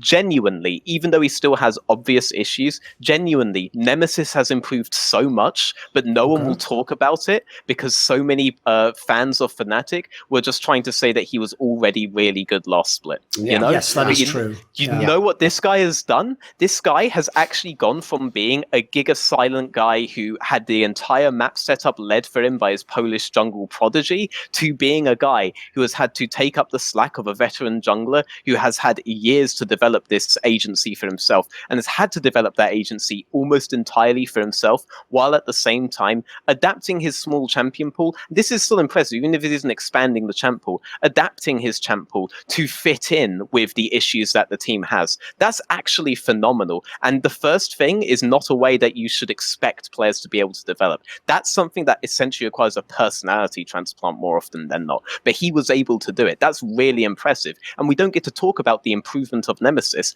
because that implies that Nemesis wasn't necessarily that good last split. And the point that we would say that he has improved so much to isn't even at the point that people were like saying that he was that last split. You know? But it's like this matters. I can't talk about it now. I can't talk about it like on many shows, but this one because of this kind of delusional narrative that was put forward for no real reason last split, you know? Veteran, then you are basically admitting that Boxa is a genius all along and the ultimate mid lane. He created Caps, he's now building them. Right, there we go. It's true. It's true. Absolutely true. Can I actually just say that, like, when it comes to Fnatic, when it comes to the development, it comes to the fact that they managed to figure this stuff out as a team, like, there's no way that you can look at a team like Fnatic through the lens that like I look at it or even that you look at it and not then think, my fucking God, this is one of the only teams we can absolutely say that changing up the coach was a gigantic difference maker to them. Of course. Genuinely, this is one of the only teams that I will confidently say the coach and the coaching staff made a fucking huge difference with this team. Because there are not a lot of players here that we would say are like straight up top two in their roles. There are some that are very obviously top their roles, like Reckless and Hylissang. But the rest of them, we wouldn't really obviously say that, but they are a team that always looks to compete for top 2, top 3. Large amount of that is because they figured out all these systems. Players are not good at figuring out these systems themselves, guys, unless you're called prey. But outside of that, like it's not common. Reckless isn't that kind of guy. Hylissang is like budget Miffy in that sense, but he really isn't that kind of guy. But Youngbuck has a consistent track record of this, so I'll always end up giving him praise. He's got an almost impeccable record of where the team starts and where they end when he's the coach. It's pretty good. I mean, he's only lost one split, like, ever. So, and in that split, he made like a really impressive run, given the obvious problems that the team had at the start, you know. So. Yeah, and he was giving an absolute dumpster fire when suddenly you do not have anything to do with Hylissang's resets, and you go from having a guy that's leading your jungler around to have who is famously not vocal at all. So I thought actually it was a one hell of a roster to coach. Like, it was a really hard situation. Oh yes, for yes, any exactly. coach to find a complete transformation on the roster, and I would say in defense Fnatic that they actually do so in quite a smart manner. A lot of people would think that because they can only play one side or whatever, they are not a smart team, but I usually really like their game plans. I didn't like the Carthus one, but in general, I think they are pretty good, and they play the game with a degree of finesse that isn't expected. Here's something I want to say on this topic, because I kind of aligns with my thoughts of Youngbuck and why I've actually been so impressed with him this particular year. He reminds me of some of my favorite leaders in Counter-Strike, right? Because the people I like as leaders are the ones who, if you talk to them, sometimes even publicly, but definitely privately, they are totally self-aware. They know, like, they don't need you to tell them that this player here is a problem player. They're like, I know, mate. Like, I'm trying to fix that problem. I'm working with him. So the people I fucking despise as coaches and players are the ones who, even privately, I know are just in complete denial of all their problems. They're like, nope, I'm a good player. You're hating on me. Like, why can't you just respect me? What did I ever do to you? Like, you know, the difference is you can see from the changes Youngbuck has made in both of these splits that he himself actually nailed loads of these problems before the majority of people watching the team did. And he could see, right, this player literally can't even do this thing. So you know what? For now, you're not even going to attempt it, mate. We're going to build a system that's going to sort of prop you up or get you past that stage in the game. Yes. Like, that takes a level of self-awareness. And by the way, to be able to communicate that to the players and get them to buy into that, the idea that they right now can't just play as top player, that's fucking amazing. Like, however he does that, his meetings must be off the chain, mate. However he gets buy-in from these players. I mean, you were actually kind of there, like, after we had him on Elitists United, I actually, like, asked him certain things to do with his approach to, like, VOD review and certain strategy talks and stuff like this. And, like, obviously I'm not going to say specifically the stuff he was saying, but some of the stuff he was saying is stuff that I hadn't thought about in terms of approaching those kinds of aspects. And from that, I could see how you would essentially be able to tell a team, like, all right, we literally can't play properly, so we have to do this kind of thing. The way that he approaches but in a way that makes him not butthurt, presumably. Yeah. Like, you were kind of there, but it's like he genuinely is very fucking smart as, like, a coach. Like, this isn't anything to do with, like, game knowledge. This isn't anything to do with, like, team-based stuff. Like, he genuinely knows how to communicate his point across to players in, like, in a way where it will definitely stick, and there's no reason for them to give resistance to it. You know, like, it's a very unique trait within the scene. Like, you have a lot of game knowledge coaches that aren't good at talking to people. You have a lot of people who are good at the psychological aspect who don't know anything about the game, you know. But he seems to have, like, a very good mix of the two, and it's probably what's carried them so far. Even if sometimes he'll give stuff in interviews where he's like, "Oh well, I chose Nemesis as a leader because Nemesis is a very wide champion pool." I don't actually think he believes that. I think he's defending his players. And he's also giving us memes for when leader then shits all over his player. And by the way, as an aside as well, it now makes him look like an uber fucking genius that he literally just let people have that narrative during the time when he was winning 4 back-to-back championships. He just let people believe he was a shit coach who was just a fake coach on stage and that Mithy led the whole team. He let motherfuckers think that. And then, by the way, sold Mithy for top dollar in TS. What a fucking genius. Like, I guess secondly, he didn't sell him. He just left on free content. But you know what I mean? Like, he baited TSM into the move. Like, there we go. So, this guy's a fucking genius. He's playing us all. We're all just part of fucking Youngbuck's game. Don't forget to watch Super League Orange Monday and Wednesday, 6 p.m. I'll be waiting. Central European summertime? Central European summertime. Exactly. There you go. Bye-bye. Hasta luego. Twitch.tv/Veteran. This video was kindly supported by Alexander Rao, NateDOhDoubleG, Andreas Snazore Westerlund, Dean Tanglis, Wendelful, Blunt Smoking Anus Destroyer, Daniel Olivar, Chi Mao, JDubs, Kolja G, OllieJ, Tobias Bernasconi, and a special thanks always goes out to Jerky's Minion and weixz. Do you want to suggest a topic or a guest for my content? Perhaps you'd like to ask me a question for my monthly video AMA. Do you want teasers or who the guests are for my upcoming videos? Maybe you want to take part in a monthly donator discussion with me. Well, all of these perks and more are available at the Patreon link in the description box below.